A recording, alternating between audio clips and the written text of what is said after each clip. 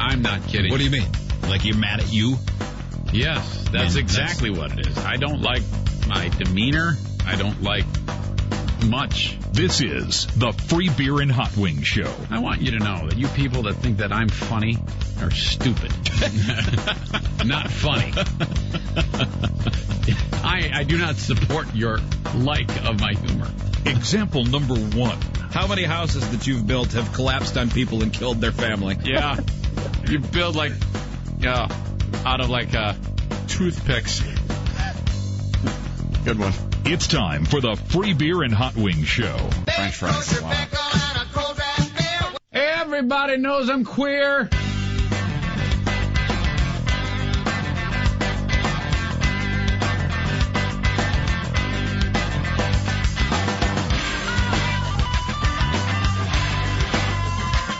Good morning. It is Tuesday. Happy New Year to everybody. It's 2013, and it is the Free Beer and Hot Wings Show. I'm happy to be ringing it in with you if you're still awake this morning. I'm your host. My name is Kyle here. The guys are on vacation for the rest of this week. They will be back in studio on Monday. So we've got best of the rest of the week. Me and Steve holding down fort. Anything you need to say, get a hold of me, Kyle, at freebeerandhotwings.com. Let them know you're listening. As always, idiots at freebeerandhotwings.com. Later this hour, Joe and Zane are brothers of a sort, just not the way you'd expect two young middle-aged men to be brothers, I guess you can say. This right here, though, this is a pretty classic producer Joe stunt. I don't remember him getting into too much trouble for this one, although he could have. This is producer Joy's Sex Toys and Super Glue.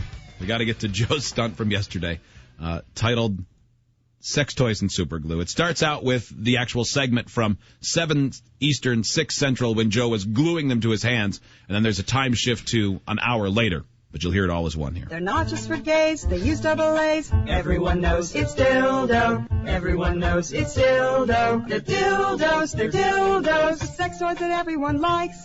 They're dildos for gay men and even for dykes. Where'd he go? Where did Joe go? He left that room. Guess he didn't have the stuff in his producer's booth. There he is. Joe. There he is. Joe. We've got the crazy glue, the bond skin instantly. Mm-hmm. And for those who don't know, what this stunt is I don't remember. Oh, we were talking about super glue one day, and I had mentioned that the guy at the checkout of the home improvement store said I was buying super glue, and he said, "Were you going to get the solvent?" What? And he said, "Well, a lot of people glue stuff to their hands and they have to come back and get the solvent." And I said, "Well, you're crazy. No one does that." But we had plenty of calls that said, no, that's not true. And then from that came the idea that Joe would glue sex toys to his hands and then go into the home improvement store and say, "I glued these to my hands and I need your help." Yeah. And so that is what Joe is going to do today. You're getting $150 for this, Joe. I am. Yeah, you spun on the money slot. We originally wanted you to talk about you gluing them to your face.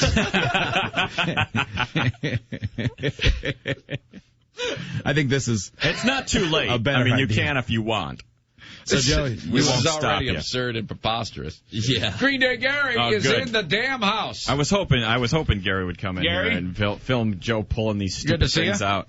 I'm glad you're here. He is going to get this documented. Yep. So Joe, Yeah. I see you've got a tiny tube of super glue. Did you already use a pin to open it up? Yes. Okay, it is ready. Well done. Sweet. All right, so we have not seen the sex toys you have gotten. No. The idea came yesterday that you would go ahead and get a vibrator so that you could turn it on before you went in, so everywhere you went, you'd be followed by the bzzz. Dildo. All right. So, I'll save the grand finale for Oh, that. okay. Okay. It's like fireworks.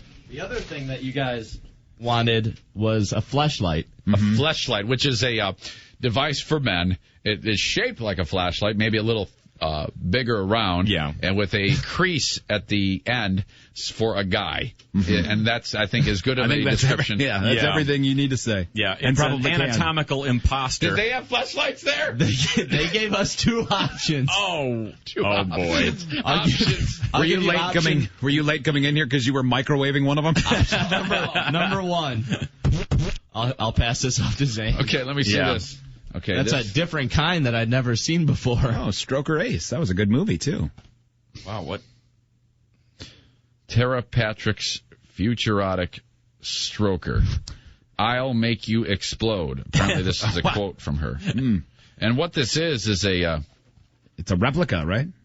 It is a torso. So it's like a mini woman's torso. Well, that's weird. Well, I don't. What? This is absurd. So I guess from a perspective. So gross. So it actually does seem very gross. So I guess where do you put perspective-wise? It would be like if you were having sex with a headless woman from a distance of 10 feet. Yes. Well, wait a minute. Yeah, and the woman was 5 inches tall. Yeah, exactly. It's like a little Smurf. It's like banging Recessa Annie if she was shrunk down like a shrinky dink. Well, where do you put it? You put it there? Put it in there. Yeah, you put it in there. Wow. Suddenly I feel like I am packing some serious heat. I guess so. There. Pube Face says he knows, but I'm afraid to turn the microphone on. Not the first time Zane's been holding that and been told to pull it out. Hold on a second here. Before you get to my onslaught, I need to figure out. You can't say that. Yeah, you can't say what the explicit. Relax. What I just said. Yeah. Couch it. Even I know you have to couch it. Yeah. Jeez, Jesus, man. I'm all excited. Glue your nostrils together as punishment. Garrett, okay. See if you can help. I'm putting this on the video. This is it. This thing. This video will not be safe for work, by the way. And you can't put it there, can you, Howard? I don't know. Let me see this thing. You examine this thing. That just feels weird. It does feel weird. It comes with, look it comes with talc. Yeah, for God's sake. Yeah, I mean, in order to fit in... you can't fit in that thing. No, you would... give me a break. I can't even get my pinky in there. Okay, now flip it impossible. over. Yeah, that's what they're expecting you to do. Yeah, but that's upside down. That would be like neck hole. Yeah, doing her neck hole. This is not dumb. That's not right. But that's if you peer in there though, you can see the ribs on the inside. Joe would look like a total deviant with that thing glued to his hand. What type of animal uses this? Oh, yeah. Well, anyway. Hot Wings is a little too into the demonstration. Yeah. Nice face. Wait till you see that face in the video. Oh, it's going to be somebody's avatar on the message board. It left like a weird grease. You know that this was used and returned to the store. You've got... Oh, thank God. I have hand sanitizer. You've got some animal's debris on your hand. And now we'll leave it to producer Joe to tell us exactly what it is. Yeah, I don't even want to touch it, and you had your hand in it. Here's option 2. Okay. Oh, that is just... Looks like something you find in the ocean. That is filthy. It is gross. Mm-hmm. All right, this I think is some type of thing. I can't really put in... Well, it's a mound. Well, yeah, a rubber mound. It's a woman's parts. Yeah. Minus the woman. It also seems like it could double as decorative soap at a rich old person's house. That's just... Anybody got any soap? Yeah. It's the same color as bubble gum. All right. Bubblegum pink. What is wrong with a hand or a tube sock? Yeah, you just core out a grapefruit. Yeah, that's all looking better right about now. All right. So, Joe, what do we think? Tara Patrick's tiny, limbless body or pink decorative soap? I say soap. I say that soap, is too. so disgusting and we and give filthy Kurt looking. Busch Tara Patrick's futurotic stroker. Mm-hmm. All right. Now here's this. The other part. Okay. All right. Now that's the female portion you put onto one hand. We'll glue it onto your hand. I so hope you get some old guy who says, "What were you doing, young feller?" And then you have to explain it. Okay. Here's one part of it. It's just it has like a phone cord attaching this little part to something else. What's that? An applicator it looks like stick? A bunny. It is a bunny. Is it the world famous bunny? It is the world famous bunny. Okay. And here's the rest of it. Oh my God. Oh it's boy. This big purple wobbler. Oh. Holy cow. Okay, hold it up to the mic so everybody gets a good sound as to... Holy cow. There are some ladies that recognize that are going to have to pull over and go back home right now. Yeah, you know what that is. It sounds like it's really laboring. Yeah, it really is. It's like that scene from Total Recall when they're drilling into the planet Mars. That's what that thing does. Well, that does seem like it should be attached to the front of some sort of mining tool. So where does the bunny go? I think bunny is the. I think the bunny is the. Oh, it has its own. Okay, I get it now. Seriously, right. that thing. Well, I think that I think the mining tool goes in the mine. Yeah, well, yeah, definitely. That goes in the mine shaft. And then the bunny, the vibrating bunny, is for the. I guess that's kind of the gatekeeper. Mm-hmm. The little man in the boat there. Yeah. What amazes me is someone with the same degree as Hot Wings' dad, an electrical engineer, had to design that thing. Right. There's someone who's a dildo engineer. Joe's staring at it. Yeah, somebody breaking off inside. What? Serious? There's a little Oh my gosh! piece of It's plastic disintegrating. floating around in there. What if it catches on fire while it's glued to your hand? I'll have to put it out with my butt. All right. Another trip to the ER. It does seem like it's breaking. Maybe turn it off for now. It does seem to be slightly. Are those supposed to be? Or let it keep Are going. they supposed Whatever. to be in there? Oh, it seems like it's laboring a little. Yeah. All right. That one was no doubt that was also used in return. All right. Oh my god! By the way, the place that we got these from does not allow you to use and return stuff. No. We're just being facetious. Okay. So- yeah, good point. Joe, you're I didn't going want to damage that relationship with my crack, You're going to. so to speak. However, damaging the rabbit with your crack, no big deal. So, Joe, you're going to glue those to your hands, and then you're going to leave and go to a home improvement store where you're going to ask someone to help you get them unglued from your hands. I want him to glue the bunny to his face. Right in his nose. To the side with of his it nose. running. Okay. All right, Joe, start gluing. Well, Joe, you can do that. I'll have to do one. All right. That's how to do it. Use a little bit of glue on every finger. Oh, no. Can I just hold it tight? Yeah. Holding, I think it's 30 seconds, isn't it? He's holding onto the pocket V. The one that looks like decorative soap. Like he's holding a baton, okay? That's how he's holding it. And he just glued it to his hand. All right. I hope the first place you go, they say, we're all out of that solvent. They don't even make it anymore. I almost wish you had an open hand. Please let there be an ER trip for Well, this. that's the thing. I actually expected your hand to be open. Oh, really? And like it just sort of. Yeah. Like, yeah. The way you're Because gripping otherwise you could just grip it and say your hand was glued shut. it. Yeah. There you go. Okay. Yeah, that's good. As it long pretty as your stuck? hand is open. It's not coming off there, is it? Hang on. Yeah, that's of a material where. Jeez, my fingers are stuck. All right. I think that's pretty good. All right. That's not going anywhere. on there. All right, Hot Wings, will you apply too much glue to the other hand and then stick that giant purple throbber on there? Yeah. No problem. Mm-hmm.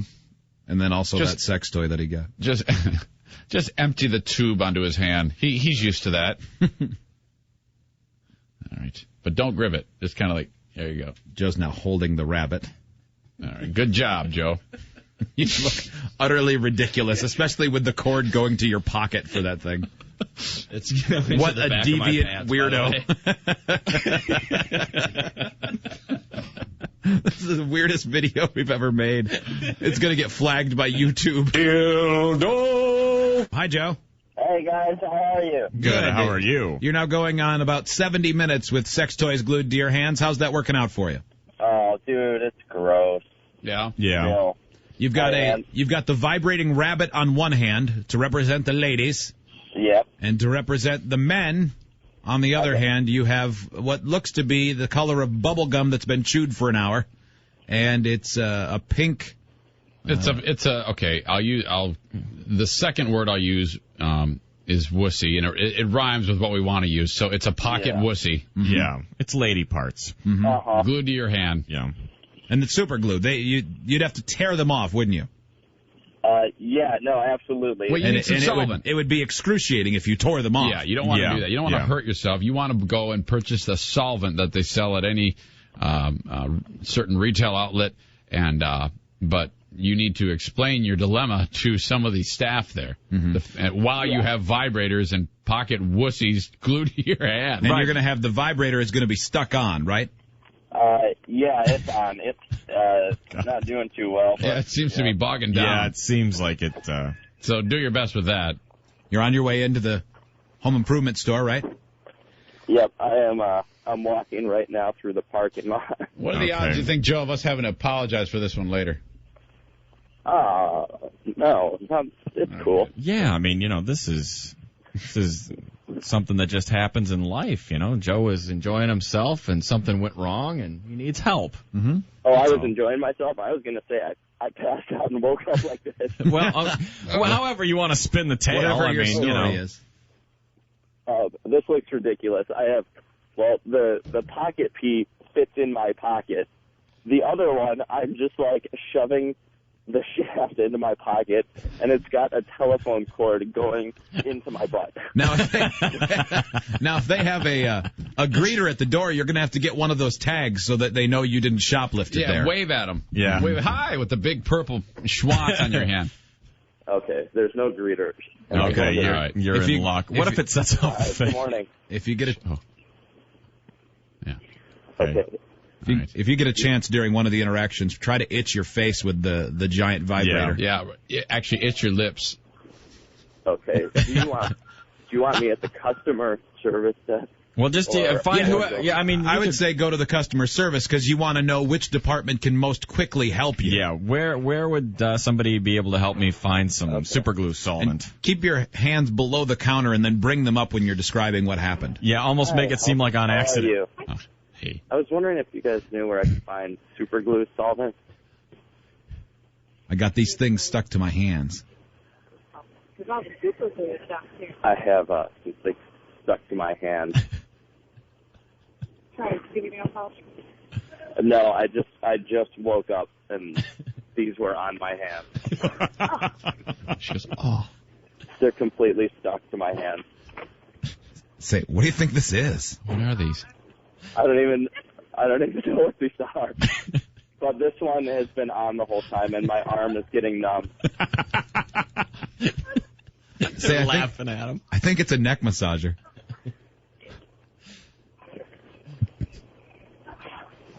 They're all laughing at him. Are you? What? Say, what is this thing? Say, ma'am, what is this? Miss, what are these? What is this? As though he wouldn't know. What? Huh? Yeah. Well, anyway, if you're done laughing at me, where's your super glue remover? Yeah. So, what did you say? Oh, thank you so much. Now wave goodbye.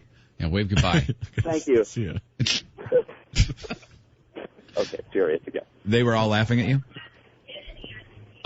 Hi, I'm sorry? The super glue or these?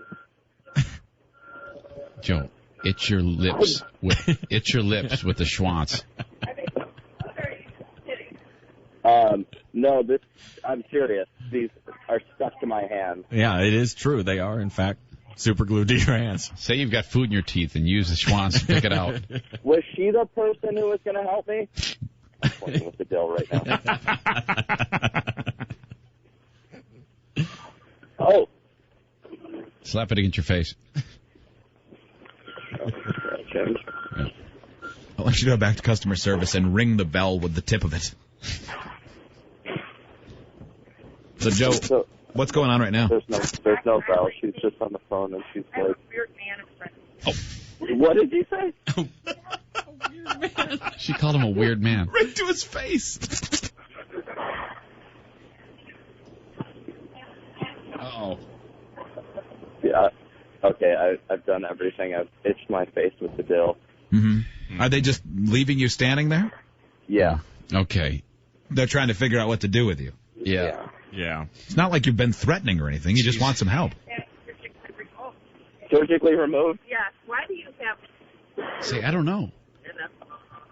vagina in your hand? What are these? So why do you know? I don't know. I woke up with these on my hand. Say, I don't know. Why do you have moles on your face? No. Getting married? Yeah. No, I'm happily single and gay. Married? Oh my God! Who did that to you? I have no idea. Say, Yeah, I was but at an office party and I woke up at my desk. And God, we might actually have to go. oh, be careful, please. Can I come on? I don't want to ruin the toys. ask her if she wants to handle it. Can you cut them off? My hand?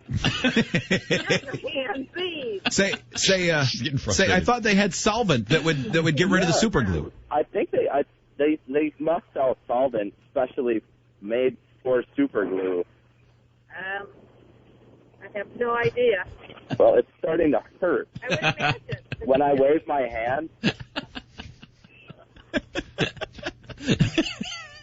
And don't wave your hand. Right now, the dildo is She on. said, "Don't wave your hand." I tried every single Thanks, button, lady. and I don't know what to do. And then Could you exactly. ask her to do a page and see if anyone has one like that? They can turn the off button. Can you maybe do a page and ask if anybody has something like this? Joe, say, I can't believe how much this vagina is hurting me. I didn't drink anything. It's amazing, but I don't remember anything.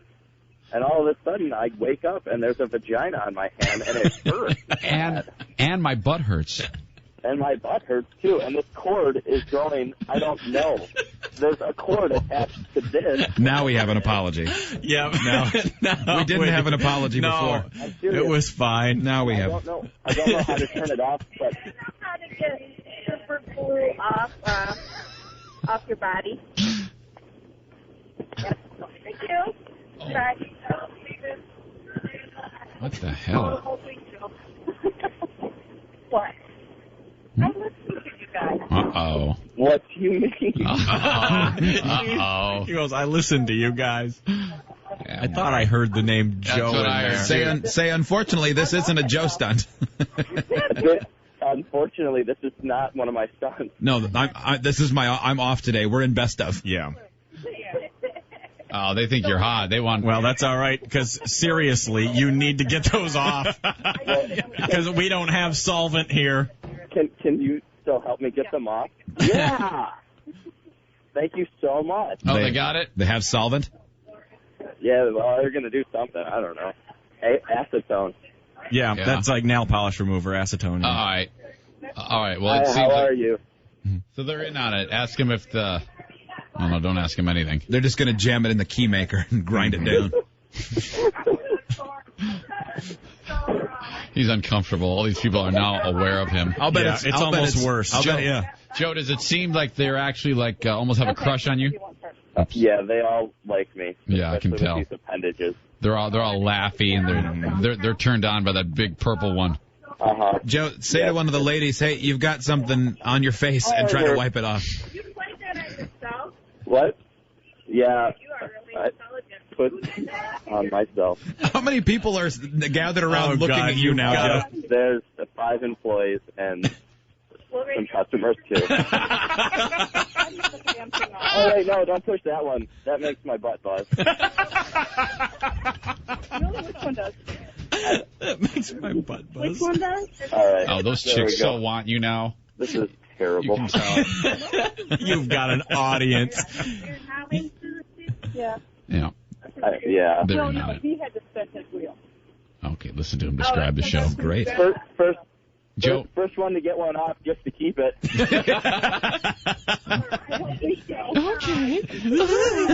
Okay, Joe. Anything for you. Well, these are expensive. You don't want to ruin them. Oh, it's coming up. It's coming off. Yeah. Oh, I'm so close to free. Oh, you're the winner. Which one came? What came off? Watch me make it disappear. The dildo came off. Look, no hands. Oh yeah, the acetone is melting the fleshlight. Yeah, it's not good for plastics and stuff. The pocket P is in trouble, huh? Okay. Now, stick some of this on you. Wait, my fingers are still stuck. Ask her if she'll chow it like an oyster. Say, hey, look, my fingers are stuck like a shocker. Why is it that you had to do this? Spun the wheel of what can Joe do? Yeah. What he ended up on. I don't know what you mean. Ask him how many Joe bucks that you got for this. Yeah. What'd you say? Ask him how many Joe bucks you got. How many Joe bucks did I get for this? How many Joe bucks did you get for that? 150. How much did you get to remove it? Yeah, there you go. That's the sexy talk. Yeah. You know it. That's the way. All right, Joe. right, Joe. All right, guys. Well done. Yeah. All right, you're going to have to buy him some bagels. You have to go plow every one of those chicks. Everyone knows it's dildo. Treat them like interns, Joe. Yeah. Joe, there's your new interns. Yeah. Have sex with them. Like you do all of them. Oh, my God. That was nice. Very funny. Well done. Yeah. Sex toys and super glue. That's one of those stunts from producer Joe that I wonder, even in hindsight, how he got through it without being entirely red-faced and so beyond embarrassed that he had to apologize and leave mid-stunt. Kudos to him for being able to pull the stuff like that off. Coming up in the next segment, everybody just had, I'm sure, lovely gift exchanges with their family and friends. Well, this person is probably the dumbest person to ever buy a gift that's been known to purchase gifts. We'll get to that in the next segment. We'll take a break. It is the Free Beer and Hot Wings Show.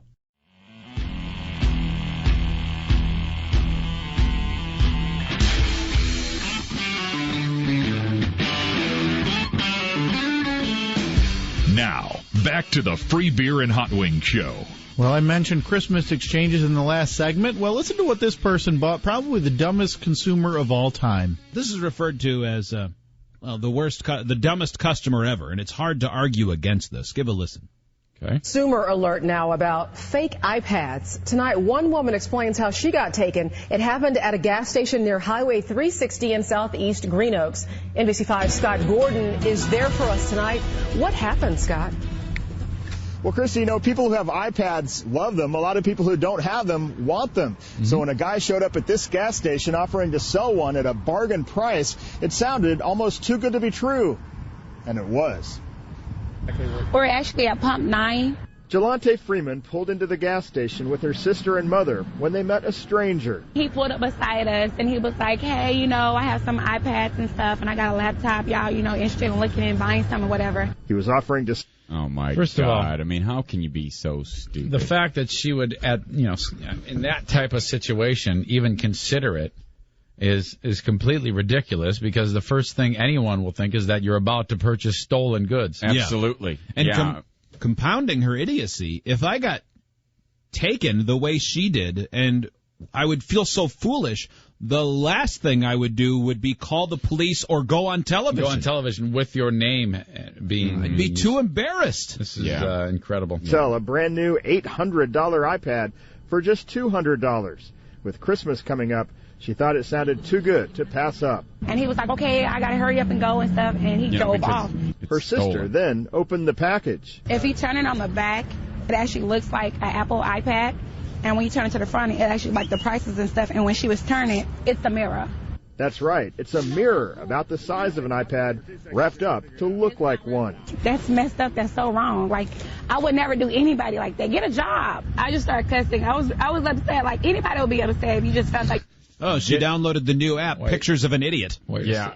Get a job. Wait a second. She says. As you think that you're no doubt buying stolen property. Yeah.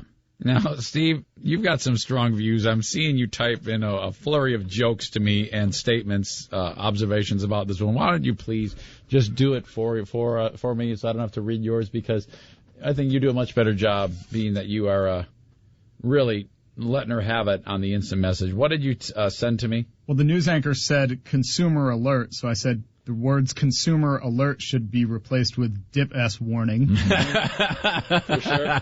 Because people don't need to be warned about this. Can you imagine if on the news, if that very serious man could say, attention dip S's. Right. Boy, this news story is for you. That should so be allowed in every market in the world. Steve, you should be, when somebody is a dip S, you should be able to say that.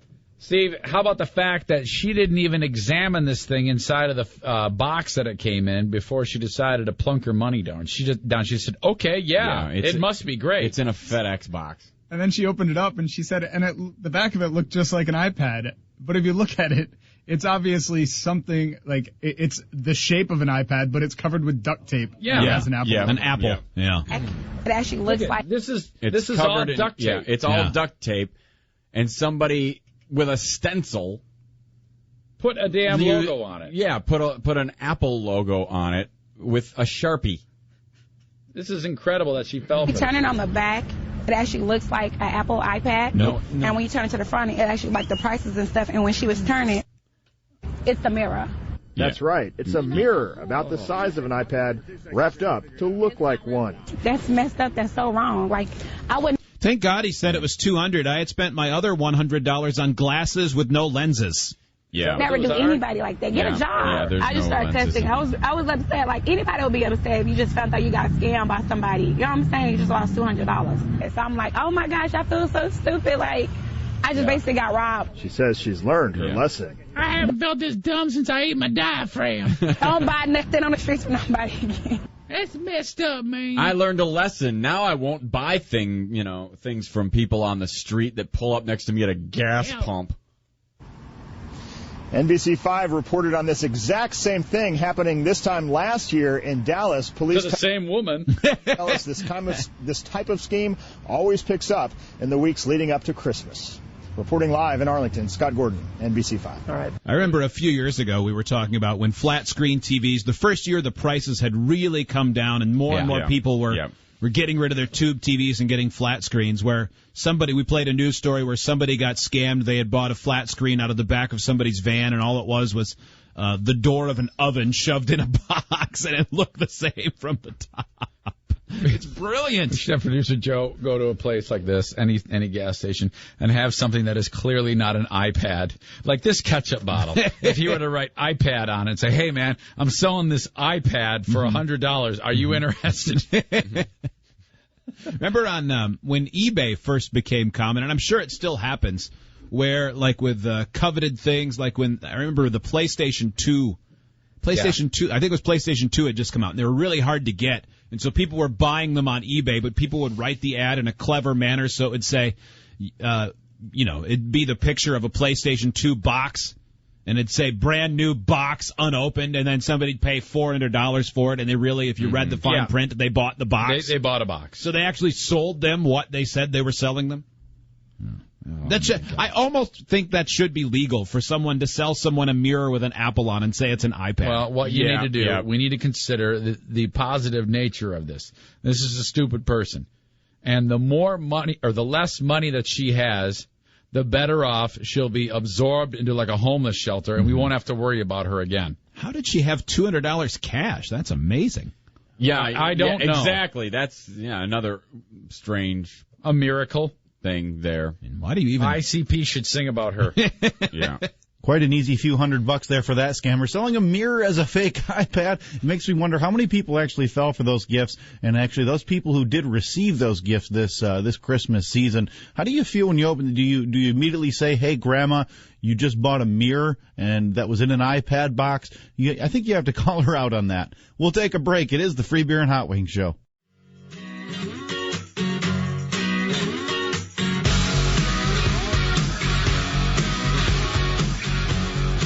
Email the show, idiots@freebeerandhotwings.com. Well, Joe and Zane are, I guess, kind of brothers of a sort here. This is how. Okay, listen. As the morning has progressed, Joe, I had been dying to get. I keep forgetting to go into your booth to get a dose of Musil. Joe and I are Musil brothers. We both take Metamucil. Yeah. What do you think the primary demographic is for people that take as much Metamucil as the two of you? Well, I can answer that for you. In fact, I know the primary demographic. Joe, okay, get your can of Musil, please. Is that the one with the chick on it running? Yes. Look at how young and vibrant she is. Okay, that's surprising, yeah. They're, I'm telling you, they changed their advertising directive more towards the wellness angle as opposed to people who are ancient. Mm-hmm. It does seem like it, or they're implying that in that orange oversized tub is the fountain of youth. All you got to do is cleanse your colon, and you'll be able to sprint on the beach in a sports bra. Yeah, that's just to give old people wishful thinking. It's no different than how beer commercials always have hot chicks in bikinis, but I'm not one of those. But I'm definitely the target to drink it. Yeah. Well, all right. I'm with Zane. Yeah. This is fact. She loves Metamucil. You take Metamucil, you'll get a girl like that. No. Oh, is that right, Joe? Yeah, that's what it is. It's just like beer. Party never stops That's for 70-year-old guys who feel like they got a cork in their bottoms. They haven't sharpened their pencil in 30 years. Oh, if I tell you, man, I take some Metamucil. Yeah. Not only will I poop, but I'll get a hot chick. Yeah. Woo! Girls like guys who can take loose dumps. Is that true? Yeah. That was not my goal when I brought this up to discuss this, but I'm glad we did. But Joe, I opened the door to the studio. Do you have laundry in there, or socks, or are your shoes off after running to work or something? No. You got a bad fungus among us inside, dude. It's a smelly boot. It smells like a gymnasium in there. I can probably tell you what it is. Well, I want Hot Wings to go sniff it first. Okay, Hot Wings, go in there and sniff Joe's. I don't want to sniff it. It doesn't smell like fart. Well, you have to. You need to further this bit. Get in here. Quit blocking and get your ass down the hall. Yeah, look at all the times we've made Joe come smell Zane's chair. I don't want to. I don't want to. I'm just going to sit here and make witty observations and do voices. Does it smell? It depends.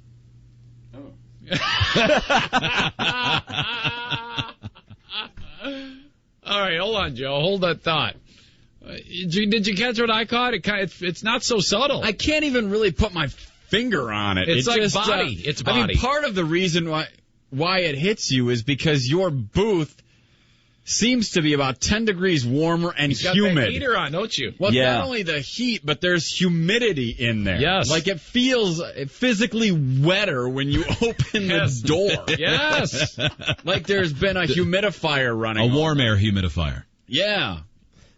Yeah, this it definitely it smells like body a little bit. Not as bad as like a really stinky locker room, but there's definitely a bit of a humid funk going on in there. So what's your opinion as to what's the origin of this stink? It's probably more like a female human funk, because I opened up 2 packets of salmon and ate them this morning. A female. And I wondered where that was going. I was concerned. I don't get it, Joe. It smells like a woman in here because I opened up fish. Yeah.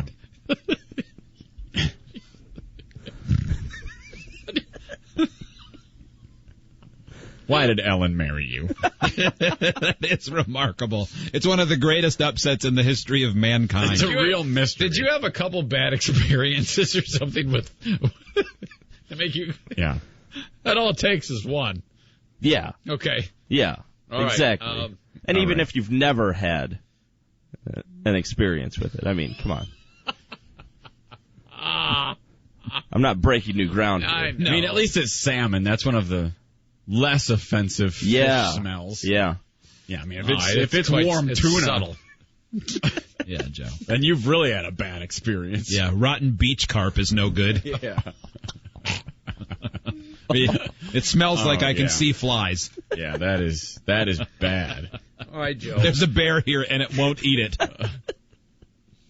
Well, okay. The head boss might ask you to clean your workstation one day. You know how they are about cleanliness here. Yeah, I've seen those emails. Yeah, as long as you don't have floor cake, you're good.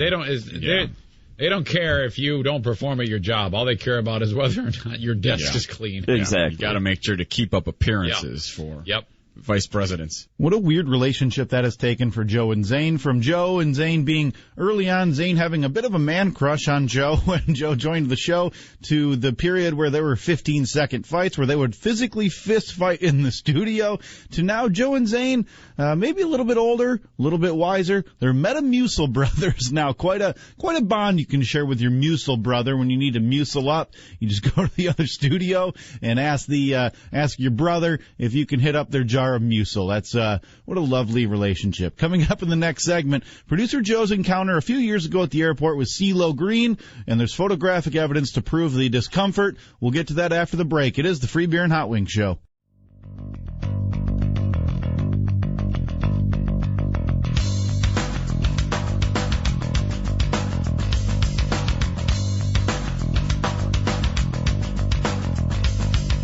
It's time for the Free Beer and Hot Wings Show. Older people are having sex, and they need to do it safely. So, we're just trying to help them enjoy their sexuality as opposed to, getting an STD and having to worry about that. With producer Joe. Joe's mom, Patty, joins us. Hi, Patty. Hi. So Joe has some questions for you. Joe, you have the floor. Okay. Mom? Yes. Hi. Hi. Well, we just had a doctor on who is spreading the word of safe sex for senior citizens. Yeah. Oh, no. Why would you call me? I'm barely senior. We just wanted to make sure that you've been checked. That I'm safe? Yes. That's Joe was worried that you were hot to trot. Yeah, and I think Dad has AIDS. Well, he kind of looks like he does, actually. No, I'm beyond all that now. I'm into a more spiritual place. You have cats. Is what you meant. Yes. Yep. You said. Yep. Okay. So, did you say something about my cat? Cats. Not your cat. Move on. Move on. Pussy. No. Stop it. Oh, it's a euphemism. Hot. Let me ask you this. Your cat a long hair or short hair? No, stop. All right, bye, Mom. Talk to you later. See ya. Okay, bye. I love you. I'll talk to you at the wedding. Love you. It's shaved. Okay. Hang up, man. Hang up. You got a bald. Dude. It's bald. Get out of here. It's shaved and bald. Hang up, mother. So hot. Patty, wait. Patty? Oh, thank God. I'm here. The Free Beer and Hot Wings Show.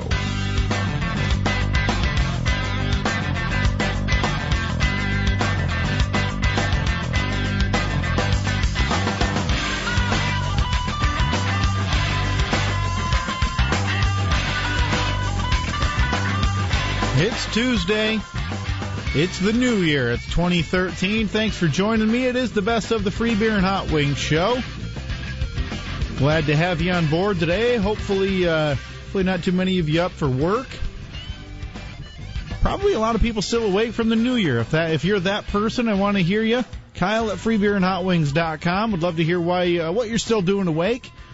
I'll be holding down fort here all morning. I'm doing kind of something a little bit different today. It can kind of drag when you're in here by yourself, filling in for the guys. They will be back next week, back in full in studio. But this week, Steve and I finish out their vacation by holding down fort. Like I said, I'm doing something kind of different. Each hour of the show today, going to do kind of a focus on one of the show members. I picked 3 random segments from each of the show members, excluding Steve. Just didn't have enough time in the show. Sorry, Steve. Actually, I'm sure he'll be okay with that. But each of the show members will get their own hour today. This hour of the show is Joe's hour. So this segment right here is his encounter at the airport a few years ago with CeeLo Green. Not very nice. Well, I don't know. Easily agitated is one CeeLo Green. Really? Joe offended him badly. Okay? He did? Yes. And Joe, I don't know what you did. Well, you know what I did. Well, but I can't believe why he got offended by it. I can't either. Okay, so this isn't something obvious like you walked up and said, wow, you're fat. No. We were respectful, and Joe was very polite, as was I. I said please and thank you, and Joe did too. Yeah, didn't matter. All right, well, I can't. Let's get to this now. By the way, you posted on Facebook. That guy, his arms would look longer if his belly wasn't so long. Oh, my God. He is the strangest looking human being that's ever been made. He is a little bit weird looking. Well, the strange thing is, and I shared this with Joe, there's a member of CeeLo's posse that kind of resembles him in body type. And this is how it played, because I was the first person. We're walking through the terminal, and I saw a man that, to me, looked like CeeLo Green. And I was thinking it to myself, boy, that guy looks like CeeLo Green. I bet you that's him. And then I'm having this conversation in my brain. And then I said, no, that's not him, because I know he's a lot shorter than that. He's rather short. I mean, I'm short, and he's really short. And his body's shaped like an S. And then, so while I'm dismissing it, my gaze turns just behind him, and it is, in fact, CeeLo Green. And then at that time, I then voiced it. I go, Joe, that's CeeLo Green. And I looked over and I went, that's not CeeLo Green. Because he looked at the first guy. Yeah, same thing, right? Okay. You thought it could have been maybe mistaken for him, right? I went, no, that's not him. And then I looked, and then he goes, no, that guy. Damn it, you're right. That is CeeLo Green. So we're all sitting there, and I go, I'm going to go get a picture with CeeLo. Okay. Yeah. Wait, before we do that, we got to talk about his body type, his appearance, man, because Steve, I think you hit the nail on the head when describing the physical attributes of CeeLo Green. He's tough to look at. He looks like, when he walks, he looks like his arms are on backwards. Yeah, he's shaped. Okay. Like Zane said, he's shaped like the letter S. Because, I mean, obviously people can't see this, but he kind of. Yeah. His arms like bend, but they bend forward, whereas normally your elbow would face back. His are somehow facing forward. Yeah. Okay. Steve, can you take that picture and repost it so that's at the top of our Facebook page? Yeah, because when we posted it, it was during I believe Monday that we came back, and so we get more people on the Facebook when we're actually doing the show. So I want to make sure everybody gets to the show, gets to see this picture. But Joe, I go, all right, Joe, go get him. Let's go get a picture with the guy, and then we can post it on the website. And we had no weird intentions whatsoever. Yeah, and the thing was, I had a quick change of mind. No, never mind. I'm not going to do that. And then, like Zane said, he goes, no, come on, do it. That's a good idea. Let's do it. And so CeeLo walked into Hudson News or whatever, and he came back out, and so they're all just standing around. Yeah. He had a bunch of friends with him. And so I went, okay, perfect. So I walked up, and the first thing that happens is a member of his posse puts his hand out and like I was gonna go attack him, and I went, oh no, it's okay, man. I just wanted to say hi, and I went, what's going on, CeeLo? I'm a big fan. Can you take a picture with me? Can I get a picture with you? Yeah. And then he went, no, man, I'm on my way to catch a plane. Now, in the meantime, I am preparing myself. I'm pressing. I'm ready. My camera is open. I'm holding it to my face, and I'm standing 4 feet in front of CeeLo and Joe. Yeah. I'm ready. All I got to do is go click, and it's over. Right. And he's behind me, and so I went, okay, man, no big deal. But then I turned around and noticed that Zane was, in fact, right there. He had his camera already up to his face. Yeah. And so I looked at CeeLo, and I went, oh, dude, he's right there. That's what he said. And in that tone of voice, I heard it, I remembered it. We're standing side by side. Zane has the camera up. All he has to do is smile. Look at it. Yeah. All he has to do is look. And he stared at me. Yeah. Man, he wanted to sing this unedited to you. He did. He stared at me. He turned, but his gaze was so slow. He turned with the skulky look. Yeah. And he just held it at Joe. And just stared, dude. I was just so looking at him like 5 seconds. I felt so awkward. Oh, no. Oh, man. And then I turned and I smiled at the camera. I'm like, all right, you should take this anyways. Take it now. So, because he's already pissed. Yeah, he's already mad. Exactly. He's already like bald bull. I already have this awful feeling. And so I just smiled. And that's what you see. Okay. CeeLo did, in fact, look over at the camera and just sat there. Joe is standing next to CeeLo, who, again, is gargantuan. I mean, his body is it's like it's like a, I don't know, it's like the Lord retrofitted him with a damn abdomen full of bowling balls. He would be an imposing-looking little fella if he was in shape. Yeah. And he's about, Joe and I are, what are we, about 5'7", 5'8"? Yeah, He's 5'8". probably about the same height, but he looks shorter. I don't know why. It's because of his stocky nature. Because he's so wide around the middle. Yeah, and something's so either the length of his legs are too short, and he has like a really long pelvis or torso, and I don't know. It's just weird. Things are out of the sorts. dimensions he's out of proportion. Right. Yeah. He's like looking at a Picasso. Now, here's the... Joe, you know what I'm talking about now, don't you? So, as luck would have it, and it didn't dawn on us till an hour later when we were looking at the picture for the 100th time and laughing, after posting it of this alien man he is. His head. Dude, look at the picture. I'm going to show him. I'm going to show him. I'm looking at it right now. His head obscured the view, obscured the man behind him, one of his posse. Yeah. And in a perfect way that the man's hat appears tiny and on top of CeeLo's head. It looks like he's wearing a teeny hat. It does. It looks like he's wearing like a kid's hat, like one of those little plastic baseball hats that you get ice cream in. Yeah, at the ballpark. It looks like he has a ballpark plastic batting helmet on his adorable milk dud noggin.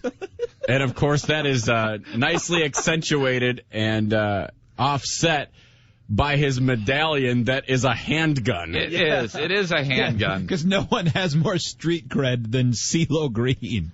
Oh, my God, man. Boy, was he. And then I go, why did he look at you so pissed off? Why was that so awkward? And we couldn't figure it out. He was so offended. Yeah, he should have been mad at himself for coming up with such a bad excuse not to get a photo. Yeah. I got to go catch a plane. And he's right there. And the thing is, if there were a bunch of people around, okay, I get it. Just leave the dude alone. But no one else noticed at this time. There was people everywhere, and they saw him, but it wasn't a big enough deal. Yeah, no one went over to him. A lot of celebrities in the airport, considering the All-Star game was that weekend in Orlando, and then also the Daytona 500. A lot of people fly in and out of Orlando. Everyone was talking to Penny Hardaway because he was right there too, and so were Bone Thugs and Harmony. Yeah.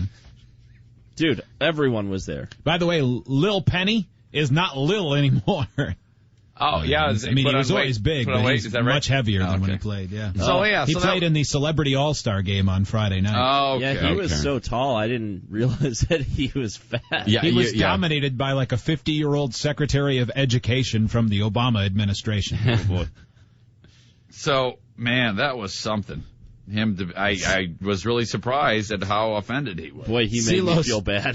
CeeLo's tiny hat's one of the funniest things I've ever seen. Yeah. I'm delighted that I didn't notice it the other day, so I could have this moment now. It was like I got 2 jolts of fun out of this photo. I want somebody to Photoshop that so that the guy's red shoulders are gone. Yeah. Then CeeLo it Green will be wears tiny perfect. hats. Then it would be perfect. Man, he does look very happy to be next to Joe. Oh, I imagine that he always looks like that. Like that, if you said describe his emotion here, I'd say, I don't know. He's got that fat face that I assume he always has the same look, whether he's happy or mad. Yeah, he just found out Forget You went gold. Well, he did that is his happy face compared to what he stared at me with first. Did you think he was going to eat you?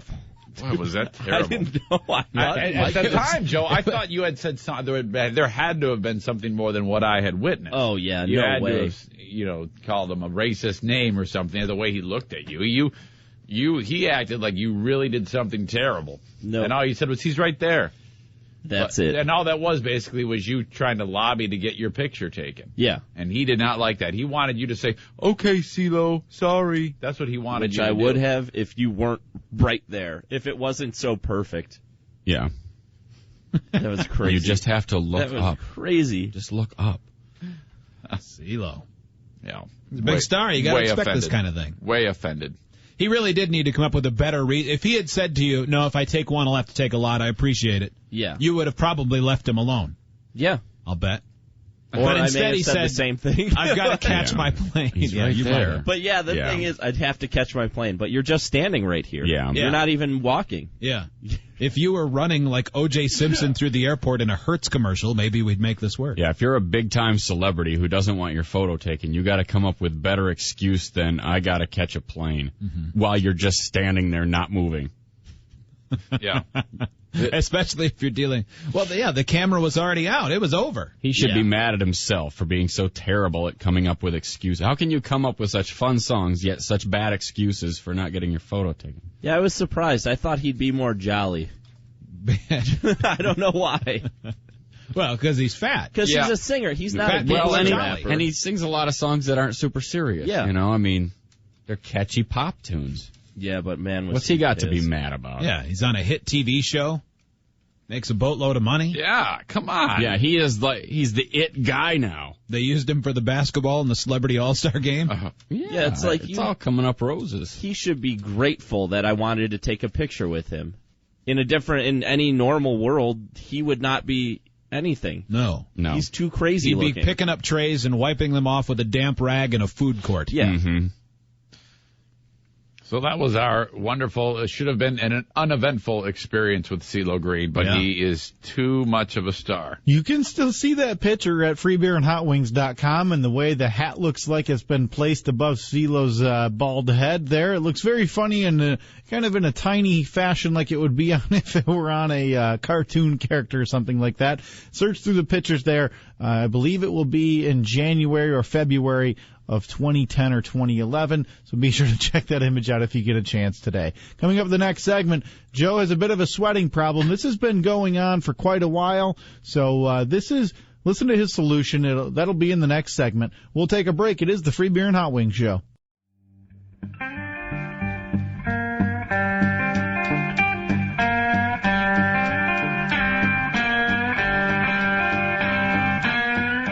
Check out the show on Facebook and Twitter. Do it at freebeerandhotwings.com.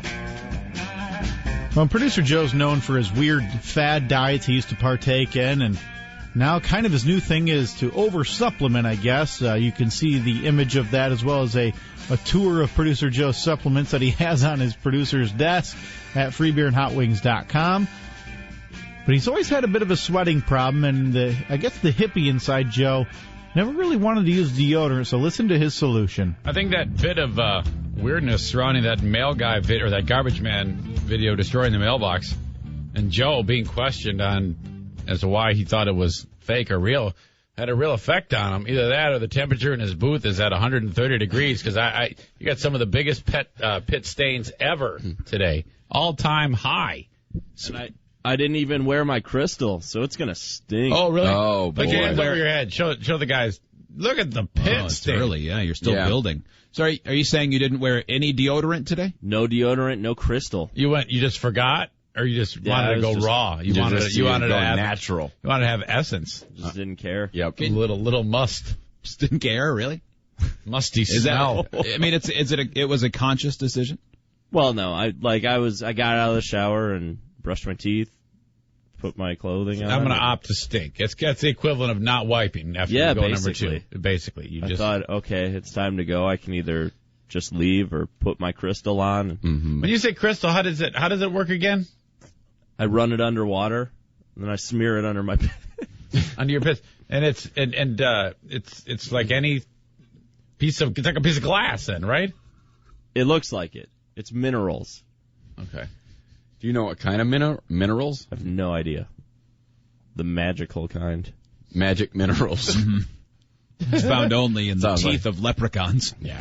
Sounds like what you'd refer to something else as. Taste my magic. And the claim is that it's great. They say that, the makers of it. Does it say on it, you won't smell bad, but you will have pit stains? Because it does not. That's a big thing. But it's not an antiperspirant, so I think it's just understood. So yeah, I think that is true. Yeah. Now, what prompted you to decide, you know what I've been missing out on? Wet pits. I don't know.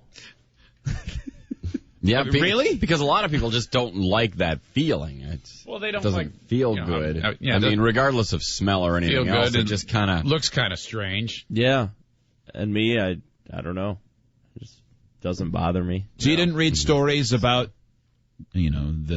the chemicals in antiperspirant and deodorant getting into the lymph nodes in the armpits and being dangerous. You didn't I've heard hear of that. stories about that and say, I need to be more safe. Break you it just down, decided Joe. to... What did you hear? I've read stories like that. I mean, but it didn't. That did not factor into my decision. I was just at the health food store, and then I saw the crystal there. By the way, it lasts a really long time. Mm-hmm. So you save money. It does, because it doesn't do anything. Yeah. Well, you don't save money in the long run, though, because you'll have to replace all the shirts that have yellow circles on them after a short period of time. For what it's doing, you could bring home a novelty bat from a Major League Baseball ballpark, run that under the water, and then rub it on your body, and you would also have the same protection from stench. No way, dude. That's not true. Could you start doing your own experiments instead of just trusting the health food store that here's a crystal, rub it on your pits? Maybe you could start using other things like salt or cinnamon or cumin they've or done something. all the work. That's stupid. See if something works for you. But everybody's body chemistry is different. Things in your car to make it go. Because gasoline works. But scientists figured that one out. Yes, but what you're doing does not work. I'm not trying to reinvent the wheel here. I'm happy with the way things are that are normal, that do work. Deodorant and antiperspirant worked for you, but you decided to just stop using those. When have you ever heard me come into the studio and go, you know what I'm really pissed about, guys? My crystal. You haven't. So I'm not pissed about the way this works either. Well, I think what he's getting at was how there was no need to try anything new. You were successful with your hygiene prior to it. Yeah. And now... I'm still happy. Now you're happy. You're not happy. Well, I'm not. It doesn't matter to me if you want to walk around with pit stains. But it doesn't matter to me either. But if you want to go with the car analogy, then that would be no different than if everything's running fine on my car, but I happen to go into an auto parts store and I go, oh, well, there's a whole different kind of oil. The only difference is it'll work just like my standard oil, except that it'll leave puddles on my driveway every day. I think I'll make the switch. If that made you happy, if you were happy with that. Ask me why you like a less good situation, I'll go, I don't care, it's fine. It's cool, my driveway doesn't smell. Yeah, I know that it leaks all over. And if you were happy with that, then I would say good for you, man. No, you wouldn't. You'd say you're stupid. No way. You would say he's stupid. Why are you ruining your driveway? No way. I think you wouldn't say he's stupid? I think maybe we'd have No, you wouldn't. I think we'd have a better understanding if you could tell us what motivates you other than, I just decided I didn't care if my shirts were wet. Yeah, I don't. I mean, is that really it, or is there something you're not telling us that you just don't want to tell us? No. He's trying to convince himself that it's no big deal because it doesn't look like a moron for buying something that gets his underarms all wet. I think this is just your weird way of getting attention. I think is what it is. You got it. Because otherwise, why would anyone do that? It's true. It's hard to. I want to rub a rock under my arm. We just want to understand you, Joe. I don't think Don't be mad at us for wanting to know you. I'm a real weirdo, and I don't know if you ever will. Now your lovely fiance is has she brought this up? Hi, Joe. You seem to have a lot of pit stains lately. No, nothing. Hasn't come up. Now, what if she came home one day and said, I think I want to start using your magic minerals under my arms. I'd say it's cool. And the only problem is I'm going to also have wet girl pits every day. Oh, that's even worse than Joe's. I mean, yeah, but see, wouldn't that be off-putting to you if she was walking around all the time with big wet pit stains? Yeah, but she's a girl. You know what she should do? What she should do is she should use what the body intended and use the hair that grows there to keep that from being a problem and just let that start growing. No, yeah, girls cannot do that. Why not? Kayla, if you're a lady and you have pit stains and you know you have pit stains, how mortified would you be? I mean, how would you react if you were walking around and you realized you had massive pit stains? I would find a coat no matter what the temperature is and hide it. Yeah. As you should. Keep your hands down like you're a T-Rex. What about a guy who's got massive pit stains like Joe? What is your impression when you see that guy? Let's say, would that still make you boy crazy? No, it shows that he doesn't give a crap about his hygiene. Okay.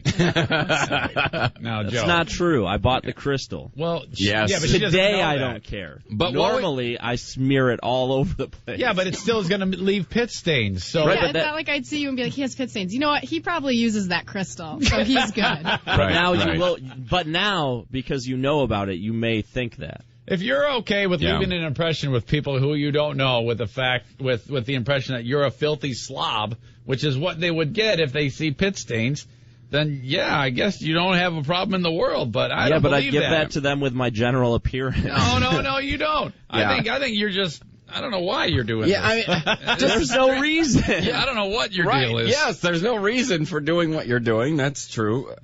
Now, it's rather strange. Like, if your fiance went to the same health food store and came home today and said, now there's no reason for me to switch, but I decided I'm going to give these birch bark tampons a good whirl.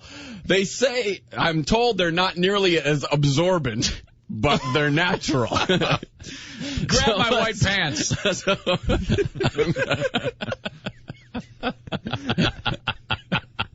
Wouldn't you find that weird?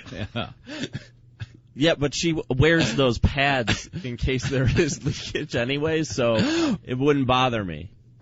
Well, you're missing the point. No, the point is that I don't care about my piss stains. And obstinate. And it's actually disgusting. I wouldn't care about her birch bark plugs. It always gets back to I don't care, I'm happy, I'm happy. I am, and I no, don't. You're not. No, you're not. Yeah, we're gonna have an intervention. You're not. You're not happy. And you're not. You are a thick-headed, stubborn mule weirdo. That's why he's just sitting there laughing. Delighted. You are a stubborn mule weirdo. I like that. You are just obstinate.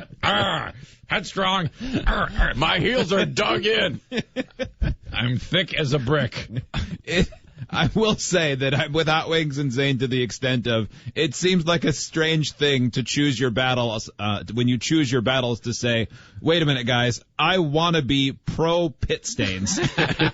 No, I'm not pro pit stains. You're not. In fact, I'm anti-girl pit stains. I am just neutral on my pit stains. Hey, ladies, it's time you started enjoying my musk. Joe, if we were going to meet the president, let's say we had an opportunity to meet the president. Yeah. And at the last second when we're about to meet him, you suddenly realize, oh, God, I don't use antiperspirant.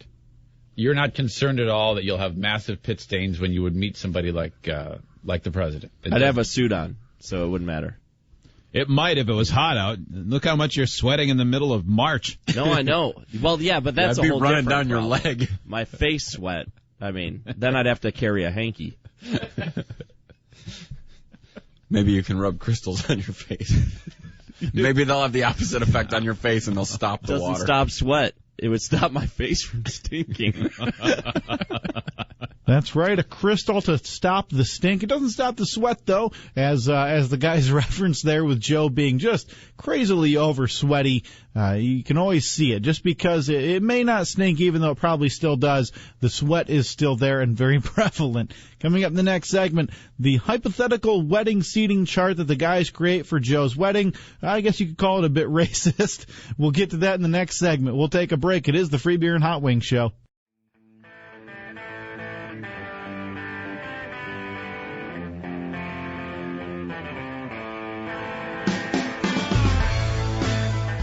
The names are stupid. They know it, and so do you. Now, back to the Free Beer and Hot Wing Show.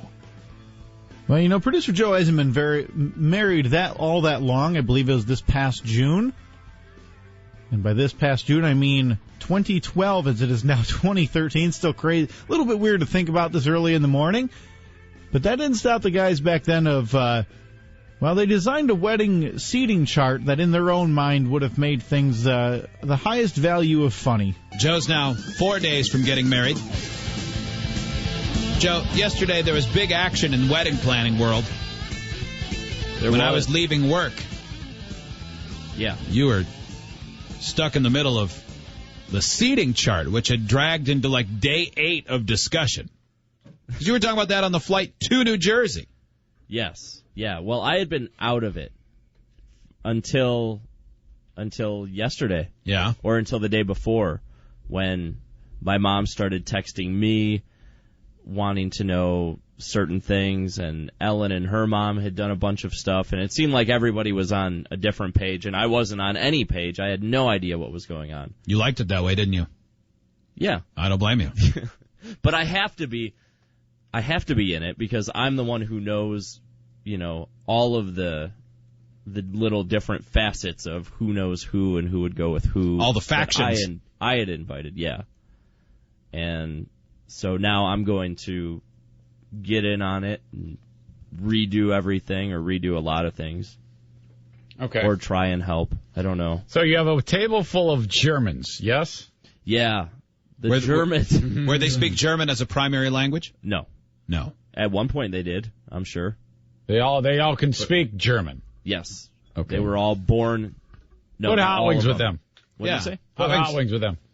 That was the suggestion yesterday. Yeah. And I'll tell them I'm also from Germany. There you go. and then I'll put on my stupid accent. Yep. Do it. And see if anybody notices. They won't. Talking wedding with the Germans, small talk. I'll go, hello, how are you today? Hello, German. This was a nice wedding, wasn't it? That was very nice. Oh, yes. Many tasty treats.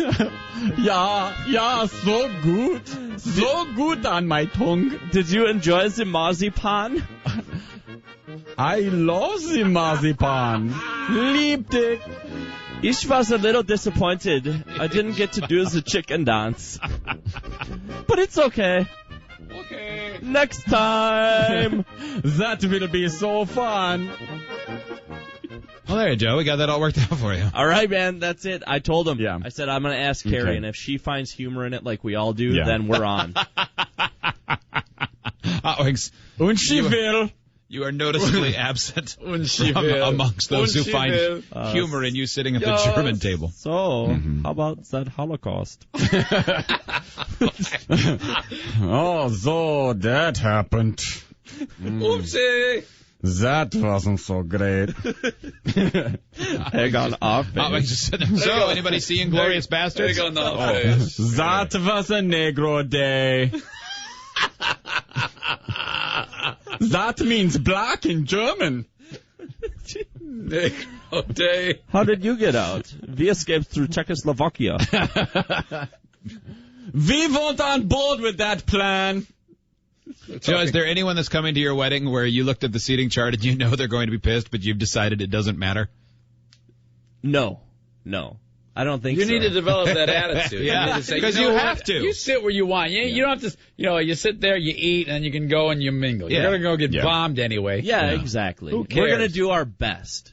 Just sit down where I tell you to sit, and that's the end of it. I have so many randoms coming. It's mostly me because, well, I'd get drunk and say, hey, do you want to come to the wedding? Okay. And then, there's Kevin the bike guy at the wedding. Yeah. And so Is Kevin going to be there? Yeah, Kevin's going to be there. Sweet. And then he'll know. He'll know. He's got to be the one. Yeah. He's the one. Well, he's the one black guy. Yeah, You'll he have is. one black guy there. I had to get. I'll have a Hispanic person. I'll have a black man. I'll have 2 gay people who are married. And Legally? then a bunch of crackers. Legal marriage? I don't think it was legal. Well, I think it makes sense to put all of the minorities at the same table. Ooh. That's what I'm thinking. Gays? Yeah. And then black guy, and what else did you say? Asian. Hispanic. Yeah. Hispanic? Oh, will there be an Asian? I don't think so. Is Dave Kim? Dave Kim, what are you doing? Yeah, we need you, buddy. We need you at the gays, minority table. Black, Hispanic, Asian. They can share stories of scholarship eligibilities. EEO. Yeah, is anyone coming with a disability, like their legs got cut off or anything like that? Yeah. Maybe just lifelong paralysis. They could go at that table too. It's Sure. And refer to it not as the minority table, but the scholarship table. Anybody with MS, Down syndrome, throw them all the table. Anything that's there. All the other tables can be table 1, table 2, table 3, and that one can just say EEO on it. EEO/handy table. The Rotary Club table. Just a special circumstance. And he goes, what do you mean special circumstance? I'm just black. What does that mean? Well, we know. I mean, but still, it qualifies. Look around. In this room, you're special. You're a special circumstance. You are. Look at you. Oh. Yeah. Jeez, Joe, we almost got this done already. I know. Yeah, this is pretty easy. This is a piece of cake. Well, it was either that or maybe I wanted to spread them out to the other tables. Oh, yeah, to make it seem like it's more keep diverse. them there. Yeah, like Real World. Or Small World. Yeah, every table. No, I think Real World. Put Maybe all those every people there. cast gets one black And then guy. I'll pretend they're not there. Maybe put Kevin at the table with the oldest, whitest people. Oh, yes. So, how long have you been a colored boy? Sure. Those type of discussions will take place. Yeah. Isn't that nice that you can read the menu? You're so well read for a black man. That's amazing. I didn't so realize well you read for a invited my family. I figured you'd be sitting with the Jew over there. We're all wasps. Don't they tell you what to do?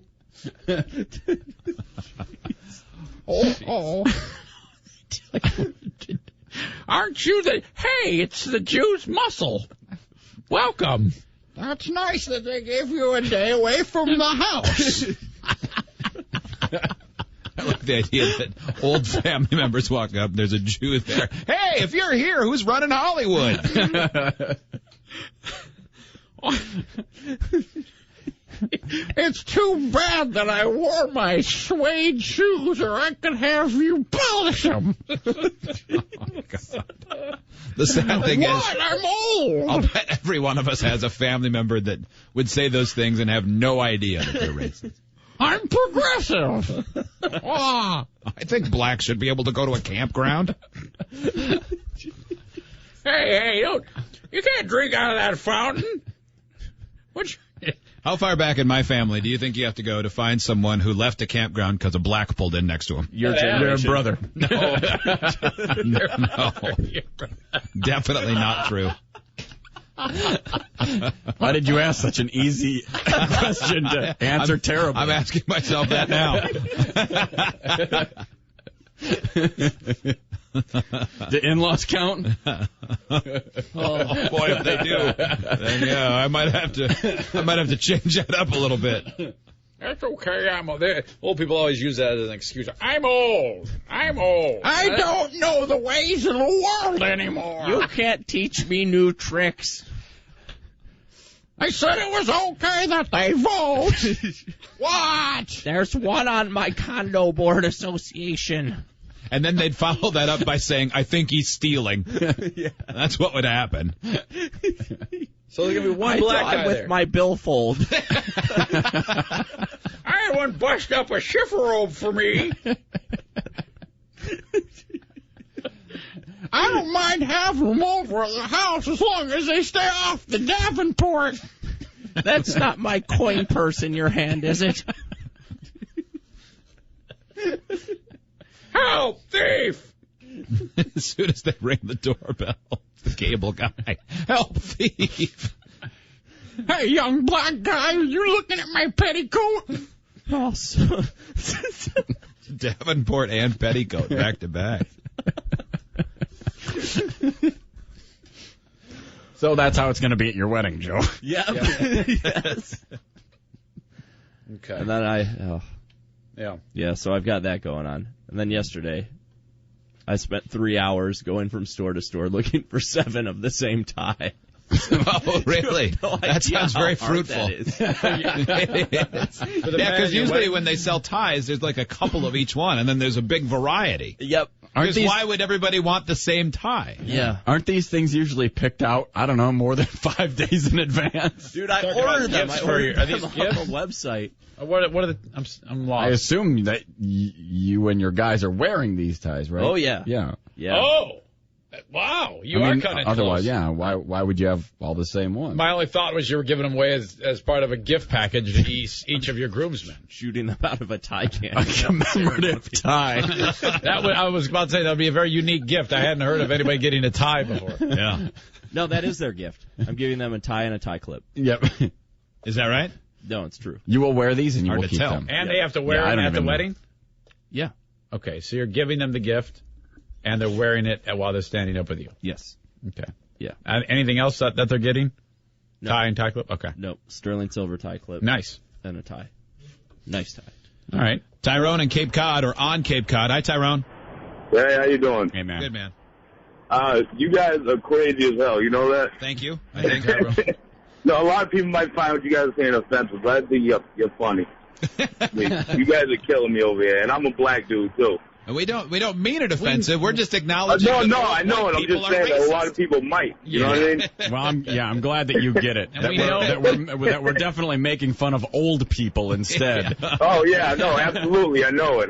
But there's a lot of idiots out there which is good. Just look at these guys. Yeah. No, we're agists, not racists. Yeah. Tyrone, thank you, man. And we know you're black. We can hear it. Yeah, I know. And you're going by the name too, right? I don't know too many there's crackers lots of named white Tyrone. kids named Tyrone in Game of Thrones. My father's name. Thank you, Tyrone.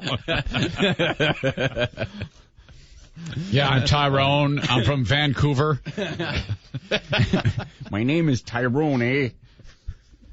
No, man. That never happens. All right. Well, this is going to be great. All right. Big time. Your wedding Big is going to be time. something, Joe. It is, man. Right around. See, all these crazy characters are taking over. We haven't even had the wedding yet. Nick writes an email that says Black Kevin, as he's known, is going to be at Joe's wedding as the only black guy, and he's going to get tired of people or telling people that he's not the waiter. Oh, Yes. That's probably true. We made sure to hire the catering company that has all black men who wear tuxedos and white gloves. At your wedding. They hold candle lamps. Joe, I want you to make it awkward at one point and be standing next to Kevin and just suddenly look at him and scream as loud as you can, I told you to call me sir! Oh, Jesus. I'll get the car seat, honey. We're leaving. I am sir to you! I think we were all a little bit inside rooting for the racist wedding seating chart there proposed by the guy. Sadly, did not happen. He went with the traditional family and friends that know each other. Snooze, I think everybody can agree. Coming up, the next hour, Zane-centric. There's a lot to pick from regarding Eric Zane. I picked 3 random ones. We'll get to those next. We'll take a break. It is the Free Beer and Hot Wings Show.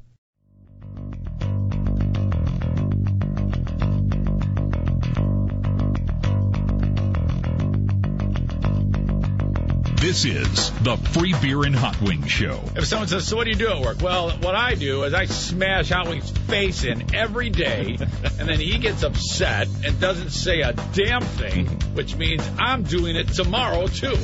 Monday, ass kicking. Tuesday, ass kicking. Wednesday, kick ass. You're going to change it up a little on Wednesday. Yeah.